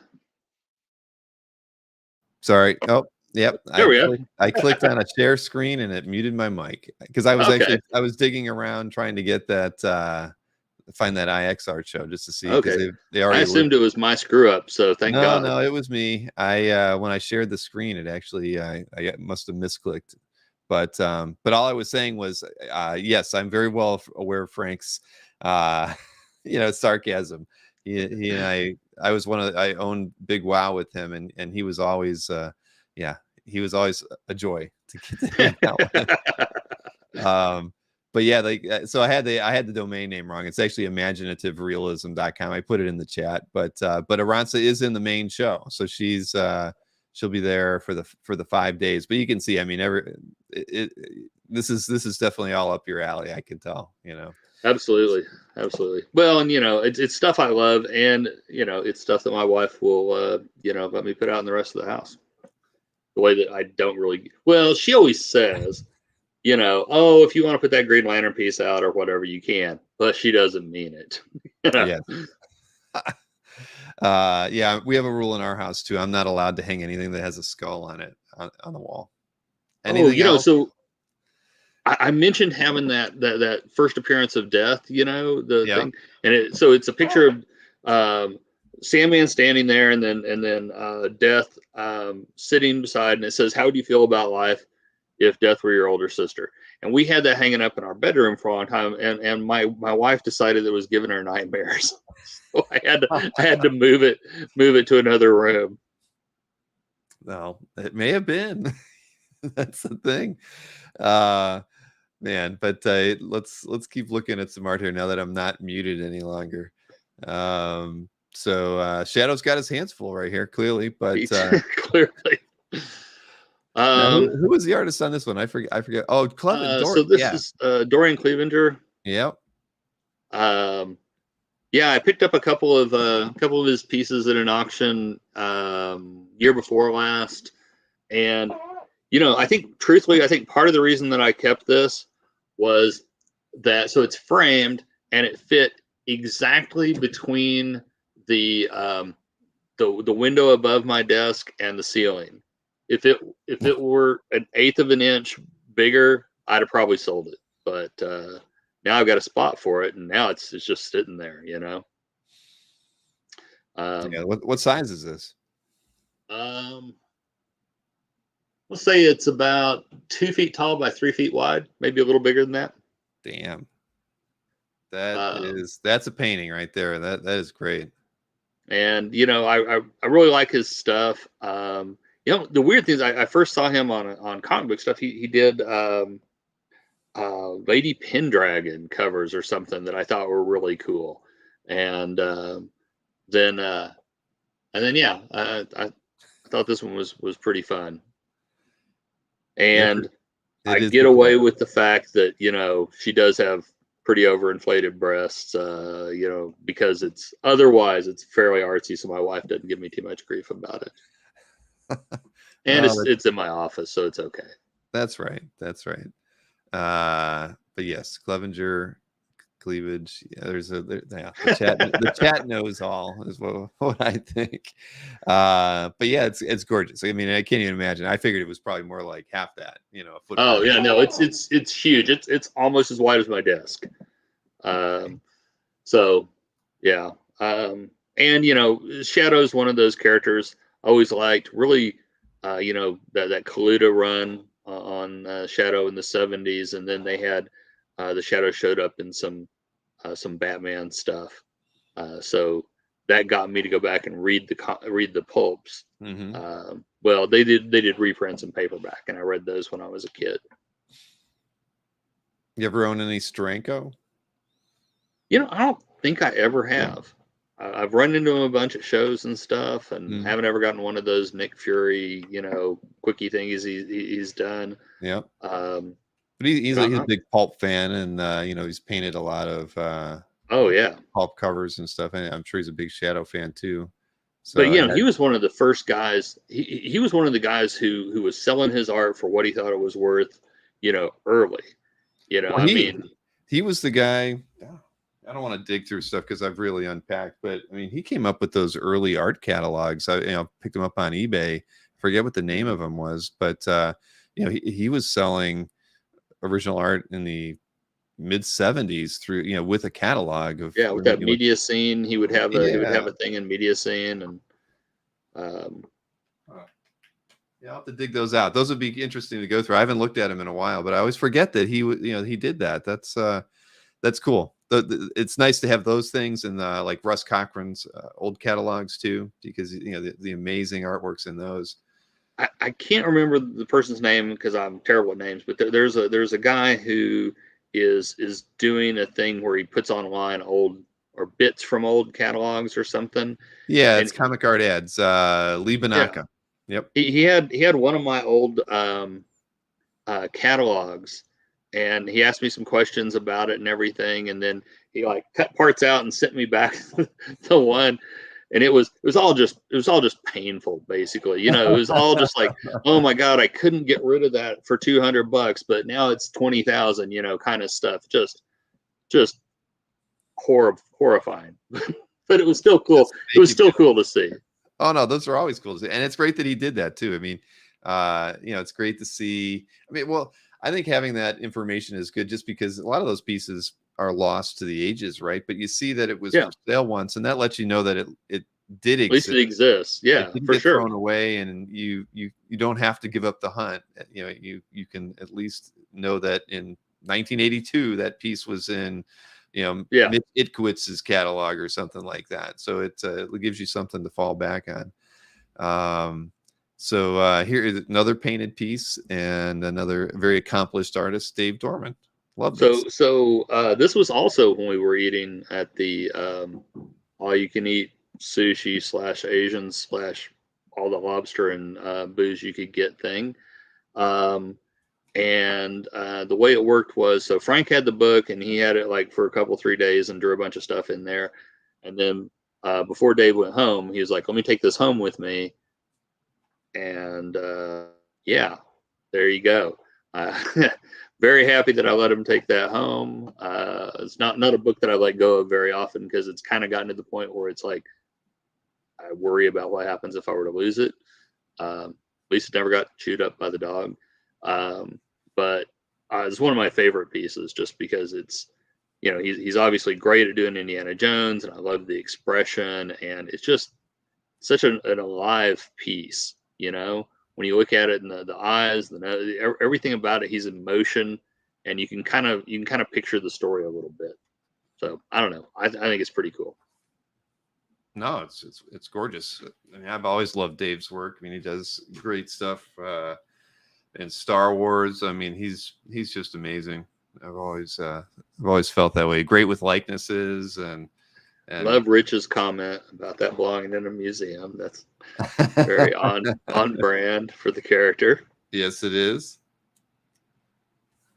But yeah, no, that's awesome. And while I was while we were showing the slide, I actually got up and dug it around. Yeah, I think this was for. Oh yeah, I've got a copy of that.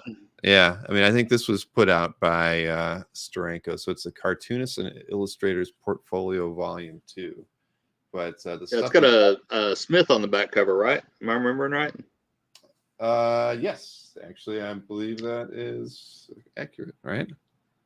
Or maybe can't tell the signature on it though. Can't see. Yeah. Yep. But yeah, I mean, the stuff that he's got listed in here is just amazing. Priced, and it's all talking about the joys of original comic art collecting from 1978. So you can still pick these up on eBay, and that's where I got mine. But these are just great resources to have to fall back on and look at. I mean, I love these and the Russ Cochran catalogs a lot, just because they give you a good price point reference on where things were, and and decent scans. Surprisingly, I mean, looking at the stuff that's in here, so I haven't looked at that in a couple of years. But I used to hate doing that, trying to get the scans for when we would do these catalogs that we would mail out, mm-hmm. And you would have to take any of the big pieces, especially you'd have to take them in, and they would run them on a big flatbed scanner, and I think they charge like $1 or $2 per scan on them, mm-hmm. before we could get them down, before we could do anything with them. And yeah, that's pretty much gone. No, those days, I mean, it wasn't fun. You had to fax some things around, and yeah. Let's see. So I know we've got a couple of these Green Lantern covers. So here's the first one. Yeah, so that was Green Lantern 19 of that particular run, but it was the 50th anniversary of the character. So you'll notice that there's like a Gil Kane signature on the left, and then a statted one on the right, because he put his signature where the UPC was supposed to go. Not that anyone wouldn't know that was Gil Kane. I mean, you really almost don't have to sign it at that point. So the way I got this one was Gil called me up, and he had that, and he knew he had me. He knew I wanted that desperately, and he also had this um, he had this one shot or graphic novel kind of thing. It was like, it wasn't a full graphic novel, but it was a long comic, like 36 pages or something, called Talos of the Wilderness, which was pretty cool, except that you guys have mostly never ever heard of it because it's Talos of the Wilderness. And so the deal was, I bought the entire Talos of the Wilderness 36 page plus cover book so I could buy this. And then the deal with it also was, he said, look, I already told somebody called me about this earlier and wanted it, but I told him you were going to get it. So if you decide to sell it, you have to give Harlan Ellison first chance. So that was the deal. And I sold all the Talos stuff over time. And of course, like, I barely sold. I sold it, and it wasn't for much. And now if it would turn up, I'm sure, even though it's something nobody's ever heard of, it'd sell for big bucks. But it was absolutely worth it because I'm a huge Green Lantern fan, and it had, I always loved the Golden Age characters, and I always loved how Kane drew the capes. Superman's cape, especially because he did so many, but also, of course, the Alan Scott Superman. And I always thought McFarlane kind of swiped a little of that crazy ass cape thing that he did with Spawn from Kane, because nobody else, I mean, I don't care how much the wind is going, it's not going to do quite like that. But it always looks great. That was fun. I was going to ask you about why he statted his signature over there. So it makes it's in sense the UPC. So yeah. Somebody in production did that. That's funny. Yeah, I'm looking in this catalog. You'll cry. There's like a Gil Kane Marvel Team Up 30 cover for $45. That's the one, right. Oh man! Even in '78, I probably could have come up with the money for that. I could have taken my birthday money or something. Right. Even the whole cover right beside it, I think, is $50. So that's just insane. Yeah, I got to put this down. Oh, here. Let me take a look at the other cover here. Yeah. So I included this one again. I tried not to go nuts on Kane and Green Lantern, even though I sort of did. But I really like this. Again, it's got the weird, cool cape from Alan Scott, and it's inked by Nolan. And Gil Colton told me many times that Nolan was his favorite inker. And the thing that I thought was amazing, he said that Nolan inked it like he saw it in his head, which I thought was about as good a compliment as you could possibly give to somebody. I did talk to him when he was doing this, because I was like, hey, is there any way, because I did the deal to buy this before it was drawn. And I was trying to figure out if there was a way to push Kyle back further in it. And I know that we probably got younger people out here and they're big Kyle fans, but I don't give a crap. I'm more of a Hal and Alan guy. But he told me that they had to have him at the front of it. But he made him a little smaller than he originally had made him, and made the other guys a little bigger to placate me, I guess. And then I actually have the next cover from this series. The next one's drawn by Grell, and again, it has to have all three of them on it. And then the third cover I couldn't get because first, well, it was only Kyle on it, and he was riding a motorcycle, and I'm like, what the hell?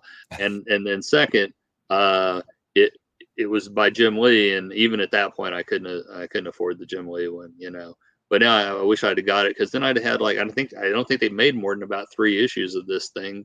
It was like Green Lantern Classified or something like that, and it would have been nice to have had a full run of covers. Well, you got a good pair. I love Nolan's inks on this. Really, it's yeah, I'm a huge fan of his inks on Kane. Yeah, I had bought some from Gil that never ended up happening. I think Jansen ended up inking the thing anyway.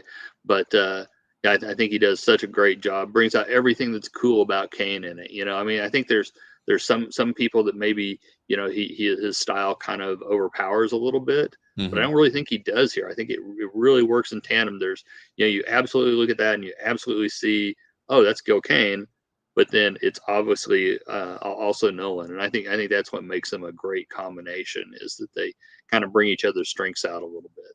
Yeah, it is funny like that. I mean, because Nolan has a very distinctive inking style, Yeah. whether it's on himself or anyone else. But yeah, I see the same thing you're saying. I mean, it's Gil and it's Kevin. I mean, that's pretty amazing. And because there's a lot of, and I've never been good at that. I have a lot of friends who've been in the hobby a long time, and they could look at a Buscema drawing something, and they could say if it's Mooney inks versus Synod inks versus, I've never been that good, but there really is a distinction there. I think Oh yeah. inkers is, some, and you can always know certain jobs over another, but I've never had that eye that a lot of people who've been in the hobby a long time have. Yeah, and there are some guys though that are just so you don't want to say, but just they have such a distinctive style as an inker, like Nolan, like Jansen, like Sienkiewicz, where it's not, Mooney's a good example. I think had a fairly distinctive style, but I could see you not being able to tell it's him. I think Giordano is one of those guys who has a very classic style, but there's a lot of guys who kind of ink a little Hmm. like Giordano, mostly because they half of them Learn work for from him. him and stuff like Right. whereas, Sienkiewicz, you're like, oh, well, that's obviously Sienkiewicz. Yeah, I By mean, the way, I there's think a, Bob McLeod's somebody who I can pick out, when he's yeah, inking somebody else. I mean, just he has something. There's something about his brushwork that that I think I always liked. So I can always see that. But he's one of the few I think that I could see, except Nolan, so distinctive. yeah. Well, and, McLeod's another penciler too, I Hmm. think sometimes the pencilers are maybe a little more distinctive as inkers. There's somebody asking about, I thought there were some pages where Kane inked himself, and yeah, he inked himself quite a bit. I've got, it's in the Yeah. closet. I've got a Kane Green Lantern cover or two that he inked himself, um, and he did a number, but that wasn't really the. Oh well, the Green Lantern cover that we just showed, that Green Lantern 19 cover with Alan Scott and John Stewart and Hal Jordan and the other guy. That one was inked by Kane. So he did a decent amount, but not as many of his panel pages were inked by him, just because they had to get stuff done, and it was faster to go the other way. Sure. And yeah, Gil used there's Judas World. That's all inked by him. Hmm. He did use markers. We talked about it one time, and he had some markers for a number of years there, and he the company was going out of business, and he bought all of them they had, and those markers didn't really bleed. I assume because they had some kind of horrible cancer causing property in them or whatever, but they didn't really bleed. But then, once he ran out of those, you start seeing a lot more of the bleed. You used to be able to buy something called Blair Marker Fix, which was kind of like the spray fixative, but it was for markers, and it worked really well um, on these things like this, because like this is definitely a piece that is inked in marker by Gil. And those would stay pretty black, and if you didn't get on them early, yeah, they for sure would yellow. Piece on my wall that's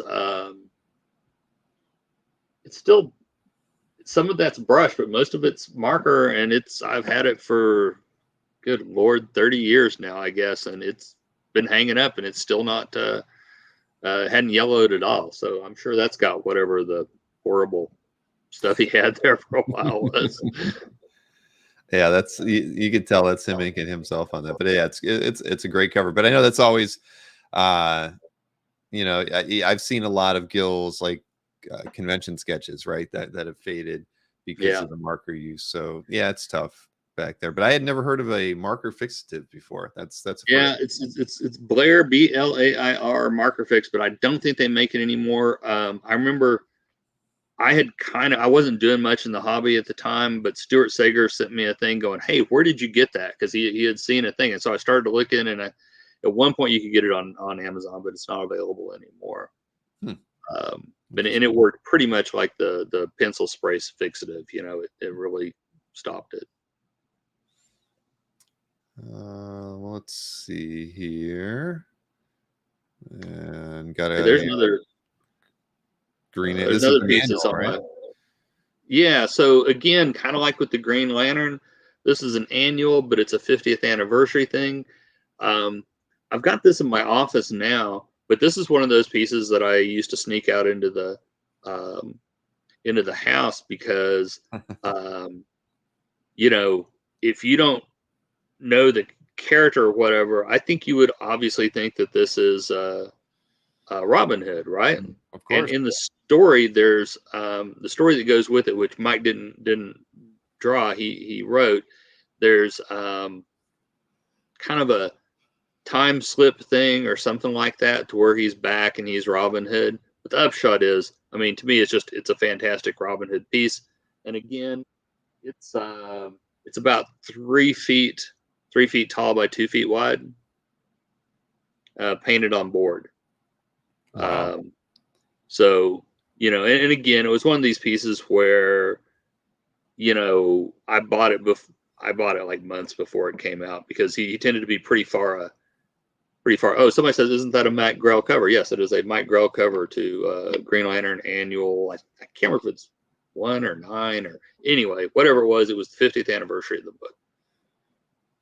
I mean, why do you think he chose to work so large? I mean, that's for when you're doing a comic book cover. I don't know. One of the weird things with Mike is you never know. I bought a whole bunch of pieces for him that were done for some of them were for Sable, and some of them were for this some of them were for this Batman Masks Elseworld story. It was like Batman and the Phantom of the Opera, and they were 8.5 by 11, and I was like, what in God's name, why did you do this? And he's like, well, I just got new glasses and everything looked huge, so he drew it really small. So I don't know. Sometimes he draws really big, and sometimes he draws small. I have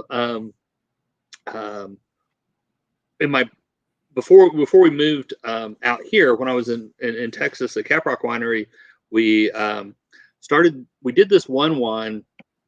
We had this particular label, kind of classic label or whatever, and then but we were going to do something weird. We were going to do this. We'd already bought enough Tempranillo for what we needed, and a friend of mine got stiffed on some stuff, so we had a few tons of Tempranillo, and we were like, we can't make more Tempranillo. But what we could do is we did a Nouveau Tempranillo, kind of like people, if you know what a Nouveau Beaujolais is, we did it in a carbonic maceration style, and so we called it Nouveau Tempranillo, and it's kind of fresh and bubble, and so we got Mike to do the label for it. And he did this girl who's wearing a cowgirl hat, but she's kind of like a muse. She's wearing a long flowing dress, and I knew we were going to sell it because we did T-shirts with that on the back, and we got the T-shirts done before we were ready to release the wine. And we had maybe 100 T-shirts, and we sold them all out of the tasting room before we had even released the wine. And I was like, oh, we're going to sell this. And so he ended up doing 4 or 5 other labels where we used that character. I think we called her Red. And if Bill, you can pull it up. I've got on my thing under the Mike Grell section, I guess. Yeah, here I'll so there's a bajillion, like either they're the paintings or else they're his pencil layouts or whatever for them, but there's quite a few of those. And I've got behind our bar in the there we go, that's the first one he did. And so everything else was kind of based on that. We were just kind of talking about doing like a Muka thing, and because it's Nouveau, and so he did this, and we thought it was really cool, and so we did a few other wine labels and he did, you know, that same girl over and over in the labels. The Toscano Rosso, you know, so it's a Sangiovese based wine, and so you've got kind of a Tuscan thing going there, and so this is based on the Three Graces. Mm-hmm. So I No, have that. you know, good art sells products, right? I mean, that's like you said, the T-shirt sold, so you knew the wine was going to sell. I mean, Yeah, yeah. we You all, know, you can have the best wine in the world, but if they don't pick it up, you know, they don't put mm-hmm. it in the glass, then they're not gonna buy a second one. And you know, the wine itself's got to be decent, or else. All right, we had to spell it stupid. I just want to explain right here. I was going to say There was a marketing person that said we had to spell it that way for trademarking. But by the time we actually printed the labels, we did spell it correctly because we decided that she was wrong. It was called Knuckle Bump because it was too, God, I can't remember. It was like Cab Franc and something else. It was two red grapes, and we put them together. And I don't know. Uh, but, uh, but I love yeah, the pencils too. That's gorgeous. yeah, you know, actually, the company that I work for now, exciting label because it's just a you know, it's a gnarled twisted cedar tree with a little logo thing at the bottom. But I did get Mike to do that. I had just gotten hired by the guys. We went in, we were looking at some stuff in our very first meeting, and I saw the label that they were looking at going with, and I thought, oh my God, I can't believe I moved to California for this. I'm not gonna be able to sell this at all. And we had a break, like a lunch break. And I called Mike and I said, look, I know you got to get paid for doing whatever, but I need you to do like a quick, you know, like a layout for me. And I described the thing. And so he did it. I had it, you know, the next morning when we were doing the thing, and I pitched it. And that actually basically ended up being the label. He ended up doing a painted version of it, but we ended up just using his initial, you know, kind of sketch version. Somebody asked how big they are. The color ones are about 12 by 18, maybe a little bigger. All these little, you know, sketchy things are, you know, 8.5 by 11. And but yeah, he did our current one, and it's kind of funny. Every now and again, you'll run into somebody who actually likes comics and maybe knows who he is, or if they don't know who he is, they're like, hey, you know, Green Arrow, and they're like, oh yeah, you know, and then they get excited about it. So we're I think at some point I've got to do some we'll do some prints of the color label, and you know, he'll sign them, and it'll be a thing that, you know, liquor stores or wine shops or whatever can hang up in their store, and no one will know what the hell it is unless they go in and they're a comic fan and go, oh, I mean, I saw Mickey was on this thing earlier, and you know, yeah, some you know, Legion fan's gonna walk in and go, why? What in the heck is that? So Grell's that's doing Tree Boy. wine bottle designs. Yes. Schultz did one for us that we never actually used. We are gonna, and then that was like right around the time that I ended up moving, and he ended up publishing it in like one of his sketch, you know, those sketchbook books he does. Yeah. But we never actually did the label, and I want to do it someday. It's you know, got to go back. We'll see. It has a Postasuchus on it. Oh, sweet. Let's see. We've got a Dave Hoover, right? Piece. Yeah. So I saw this piece. Dave was at a show and he had this piece and he was selling prints of it and some other stuff. I just thought it was awesome, but he wasn't selling the piece itself. You know, his idea was he was going through and doing what would be like covers for all the different Tarzan books. And so anyway, this one, you know, I wasn't able to buy it from him, but it ended up at Heritage later on, and I snagged it because I always liked his stuff. And you know, if you like Tarzan, it's got it's got Tarzan, Jane, Law of Opar, naked chicks. Again, I'm sorry, but there was a person here who had their 12-year-old. We've probably traumatized them at this point, but Well, art is art. We've there's nothing wrong with it. was his was his what is his last name? Dave XX. No, Hoover. it was Dave Hoover, actually, Frank. He drew Captain America, I think is probably That's the right. He's in comics, probably he's most known for that, right? And Dave, didn't he pass like he did, yeah.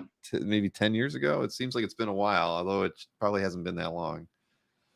Yeah, I think that's about right. Yeah, but he was very talented. He was always at a lot of the cons I went to. I don't know, he was always at Pittsburgh and Columbus and a few other shows that I think mostly East Coast, Midwest kind of stuff. Yeah, really nice guy. And a very recognizable gentleman here, of course, Adam Hughes.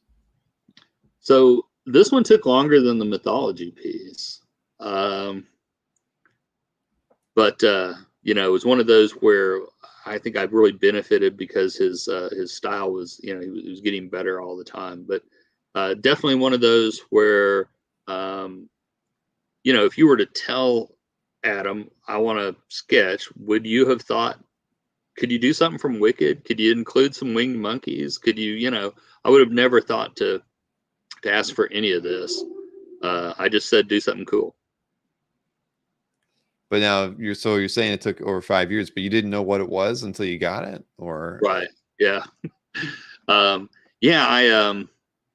he had it and he was doing stuff, and he was, I actually had to go. I'd just gotten into wine a little bit, and I'd gone to Atlanta to take an exam, and his girlfriend brought it to the hotel. So there you go. Didn't really have much to say about it except, damn, isn't that nice? And again, it's one of those like cool reasons to have people do sketches and to let them, have free reign to do whatever it is that they want to do. Yeah, no, I mean, that's amazing that you didn't give him any direction, and that was what he came back with. I mean, that's pretty cool. How bad's it going to be if you ask, Adam Hughes for a piece? It's probably going to be something cool. There was when I ended up getting this one, I had the sketchbook, and another artist had started it, but he was using watercolors, and the paper wasn't taking it very well. And so we're like, all right, well, we'll just flip it over and start it the other way. And it's the weirdest book for me in terms of not having it. I have it at the moment, but so I gave it to. We got it started by somebody that weekend, and then I gave it to Adam at the end of the weekend. I think we were back in the hotel room, and we were there was a card game around the time of Magic the Gathering, but it was like Illuminati or something like that. Anyway, a friend of mine and I taught Adam how to play it. We sat around drinking, playing the game. Anyway, somewhere at the end of it, he said, well, I'll flip it over and start the book the other direction. That's what he did. So he had it for 5 years that way, or 8 years. And then the next person who did something in it was, let's see. Next person to do something in it was Ethan Van Scriver. I'd gotten it right after. I don't know. I had the book somewhere. But yeah, I had Adam take a little bit of time on something that we had worked out, but it was well worth the wait too. Just to see his work, and his style evolved over. I remember what it looked like when I first started collecting, and I'd gotten a few convention sketches from him. They typically were in pencil, and then he moved to the marker and the Copics, and his. And you look at where he is today. I mean, he's one of the best. I mean, he's not in comics at the moment, unfortunately, but still one of the best designers out there as far as just a page layout. We got a few pieces by him, but I freaked out for a minute because I couldn't find the sketchbook. And I was like, wait, who has it? But yeah, so he did it. I gave it to Ethan Van Scriver. He did this really cool piece, and then I gave it to Arthur, and he had it for like 2 or 3 years. So I only had it with Ethan's thing for like 10 minutes. So I've never gotten another sketch in it. I need to get more. But that one's been kind of cursed. I mean, what was the last show you went to? I went to a show in Stockton, California last year. I think I may have gone to one since then. I went to 2 or 3 last year. What's weird is, so I've got this class on Sundays, and so a lot of times there'll be an event on Sundays, and like if it's depending on where it is in the Bay Area, maybe because I'm in Napa for these, I could maybe catch part of it, just long enough to like get Art to draw 20 minutes on my sketch or something, because he's at a lot of the Bay Area shows. I just haven't done any big stuff. I'm so sad. There's this big Sacramento one coming up in March, and Frank's going to be there, and it looks like a great show. And the day before that, I am flying to Dusseldorf. So it's like, wow, he's actually fate is going to be close and for you at all. But that's how things work sometimes. And Rich Danny corrected me. He said that Adam is actually doing a Rocketeer one-shot now as part of a Kickstarter that from the Dave Stevens doc. I mean, I saw that what was it? Felix made a post on Facebook today that one of his commission pieces of the Rocketeer is a cover of that Adam Hughes did. So I saw that today. Maybe it's related to that, but that's cool. I mean, I so much want a Rocketeer. I want to see that. And for some reason, when you said Dave Stevens, I saw Doc Savage, and so now all I'm seeing is a Rocketeer and Doc Savage crossover. And how awesome would that be? Yeah, especially if Adam were drawing that, that'd be awesome. It would be. Oh man.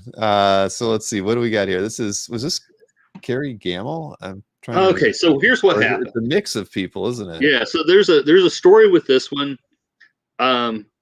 I had this idea that I wanted to do an event, kind of like, I always would read about people, for the early days, conventions, and everybody be hanging around and, having a drink and talking, and there'd be all these guys. So I decided I was going to have one. This is when I was in Fredericksburg, Texas, which again is like, 90 minutes from Austin. And yeah, somebody says it has a Mark Schultz vibe, and it does. So what I decided was I was going to do an art convention, and I got this local brew pub to let us go into this back room that they had with where they're big, like when they did dinners and stuff. So it wasn't like a little crappy back room; it was a big back room, and we were going to do a little art thing. And I flew in Mike Grell and Mark Schultz, and then some guys who were Texas guys like Kerry Gamble and John Lucas and few other guys showed up, and I was going to charge like $25 a person, and I figured that'd cover it. But most people didn't actually give me any money, and so we did this charity piece for a local charity. And the original thought was Mark was talking about doing like an exquisite corpse drawing, where you first person draws something on top, the second person draws the middle, and the third person draws the bottom, but you don't know necessarily what they're drawing. And I was like, that's going to suck. I want to get big bucks. We're doing this for charity. And so I was like, let's do a Tarzan thing. And then I was like, well, you and Mark and Mike can flip for who does what, but they didn't flip. They're just like, oh yeah, Mark's like, I'll draw Tarzan, and Mike was I'll draw blah. And then everybody else did stuff after that. And then we did an auction, and I didn't win it because I had no money left after that weekend. But Trip Braden won it. And then when he decided to get out of collecting, I guess he sold it. He sold it to another dealer who contacted me because they knew I wanted it. And so it's 3 foot by 2 foot on a big board, and it's a crap picture because it's too big for me to get a good scan of it, but I do have it hanging up in my office, and it's a, Mark's obviously fairly well known for doing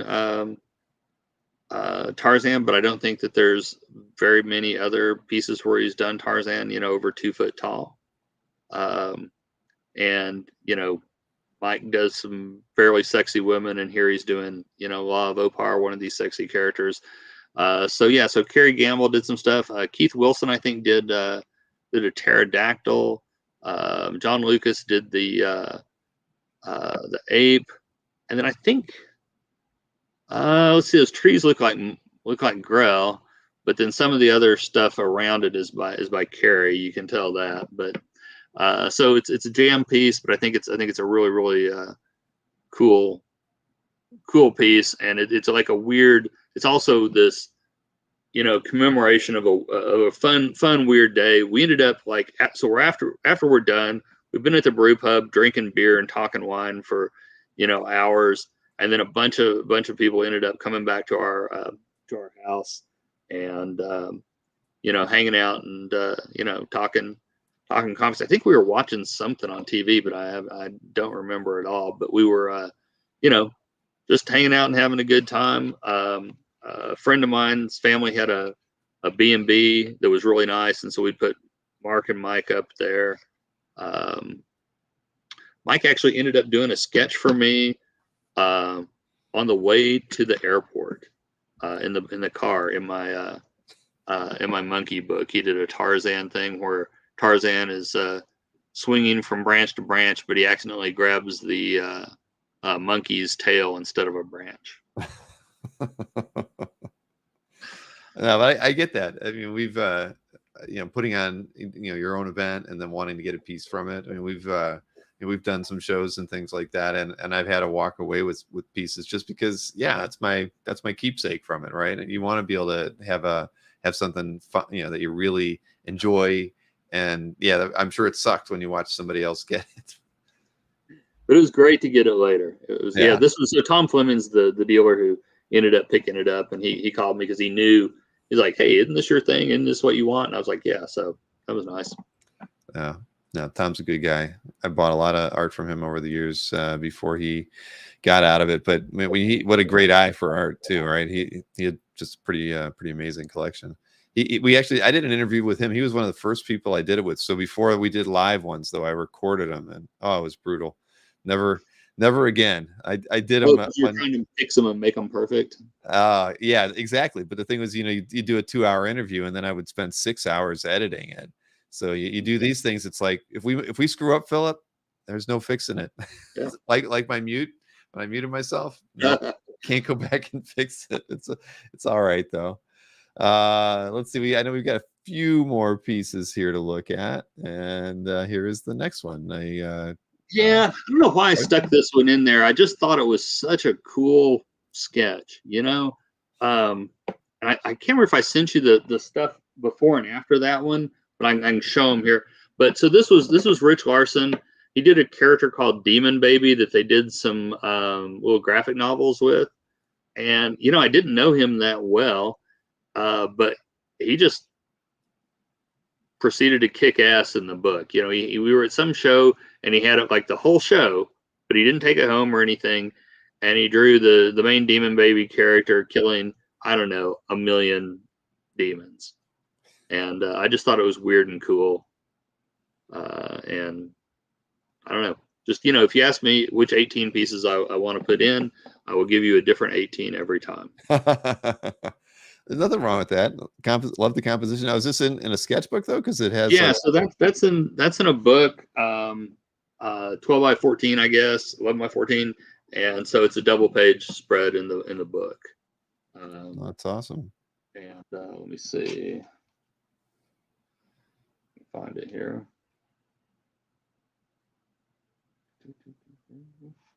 Oh, so what he did, because one of the problems when you do a double page spread is somebody might draw on the other side. Mm-hmm. So on the first part here, we have a demon escaping from the carnage that is, the demon may be killing everybody.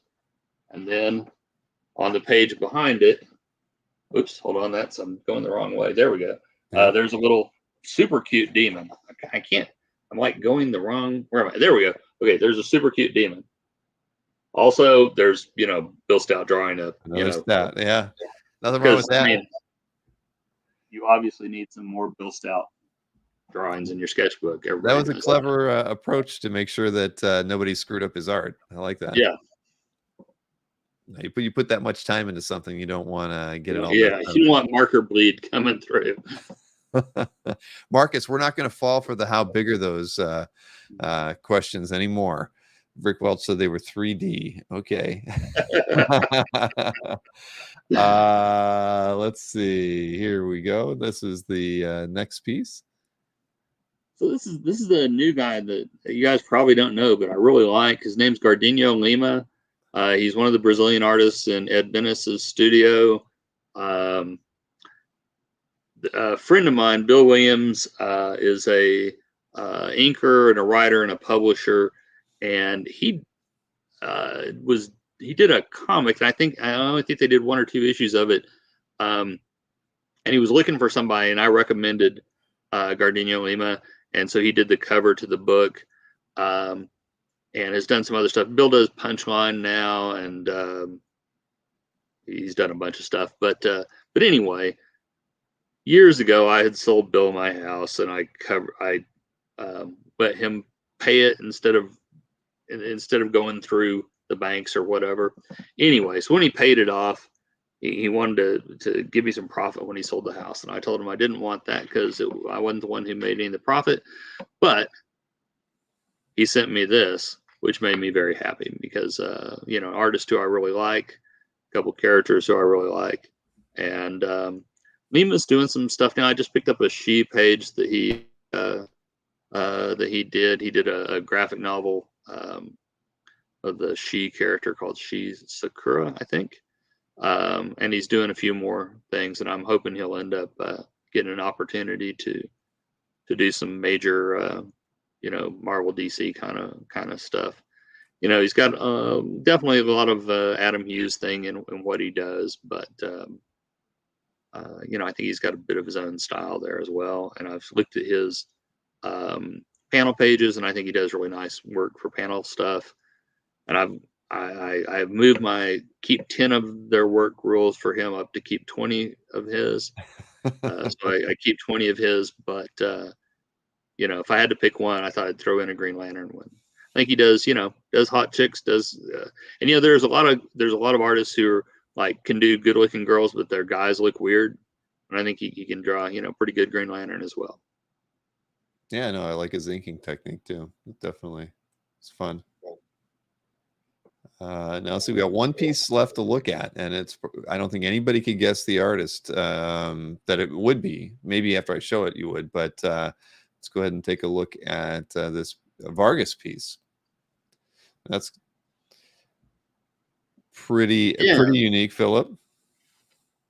So that's one I can get out into the rest of the house. In fact, I didn't think I'd be able to because, she's in the boudoir, kind of thing. So I was thinking about where I would put it in my office, and I thought I might have to move this, the grill piece, because it's huge. It's really big. But my wife is like, oh, well, we have to put that out. And so it's in the living room. It's an older piece from his estate. Everything else, I try to put everything else as legitimate comic book artists, and this is not, although he did draw Batgirl in an issue of Playboy. So, he has some kind of a comic book kind of thing, but certainly one of the more influential good girl artists of all time. And this is one of those pieces that I just wander into my living room sometimes and look at and go, I can't friggin' believe I own this. So.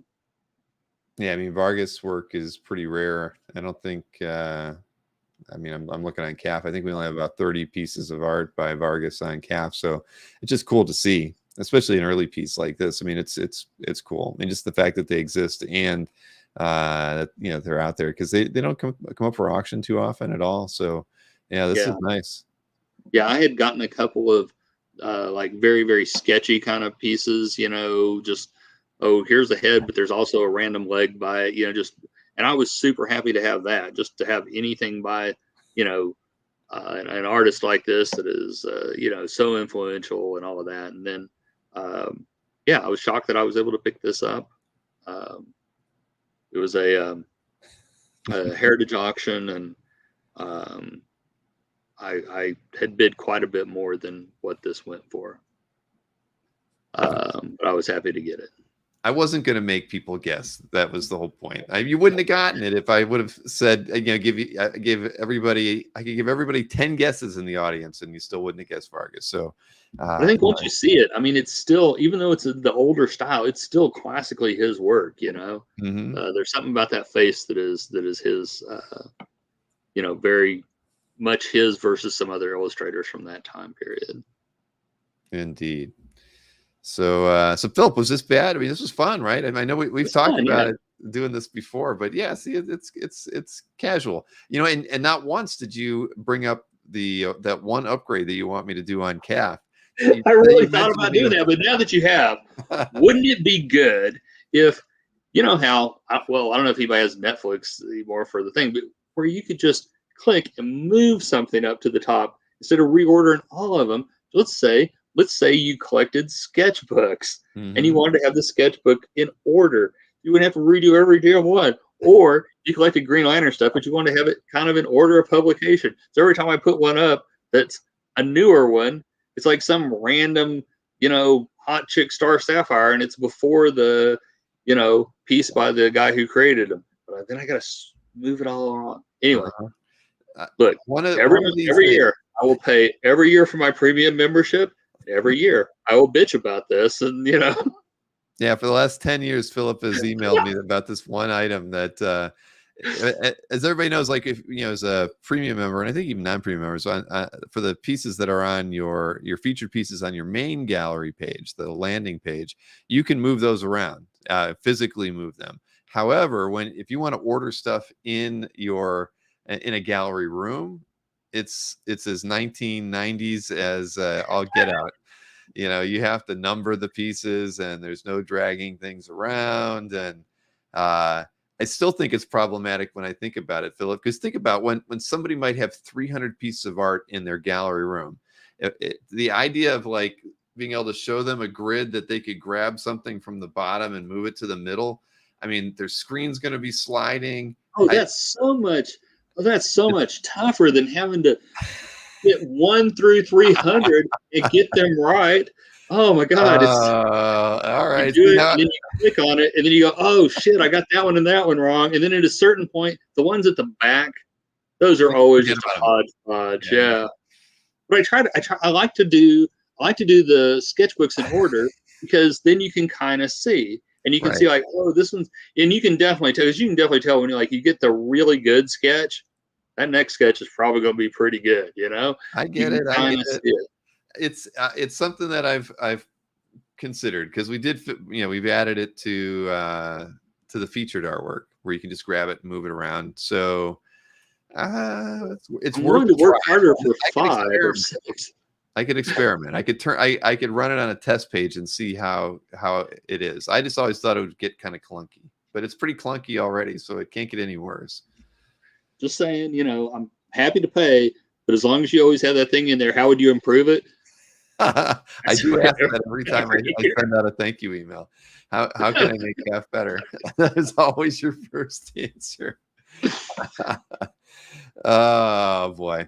But Philip, this was a lot of fun. I'm really glad we kind of got to connect the dots. I mean, you are the person responsible for me getting into OA collecting. If you weren't there, I don't know. You know, maybe I would have discovered it, but it's all that timeliness. You know. All right, dude. You'd probably, you know, have so much more money. And... I probably would. Well, but no, I probably wouldn't, because I wouldn't have Calf. I wouldn't have gone down this path of you know, entrepreneurship with the comic arts. So God only knows what I would have done.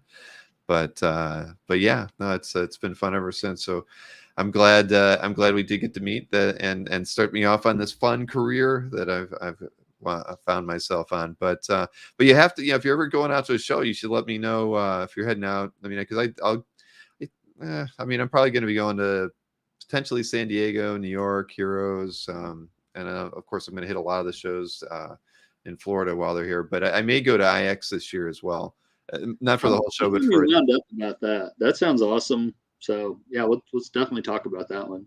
Yeah, no, there's it is a good show. A lot of not only great artists, but a lot of good cool collectors that don't go out to many other shows that you only see at IX too. So it's very unique. I mean, the Patrick and Jeannie who run it are came up with a really great setup and scheme for a show that just is not duplicated anywhere else in the world, really. So yeah, that would be great. But again, I appreciate you taking the time tonight, Philip. I'm jealous you've been drinking, and I've been sitting there thinking, yeah, I don't have anything in the office to drink, but I'm gonna have something now that the show's over. But send me your address. I'll send you some wine. Oh, hey, all right.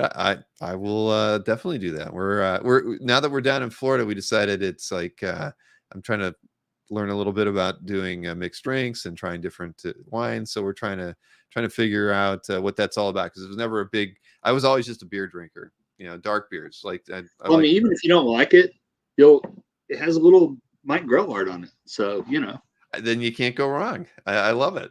All right. Yeah, Marcus says I should drink more Diet Coke. Yeah. No. But all right, Philip, listen, again, I sincerely appreciate it. And thanks to everybody who spent some time in the chat tonight. It was definitely a lot of fun. And I hope our paths cross sometime soon. Sounds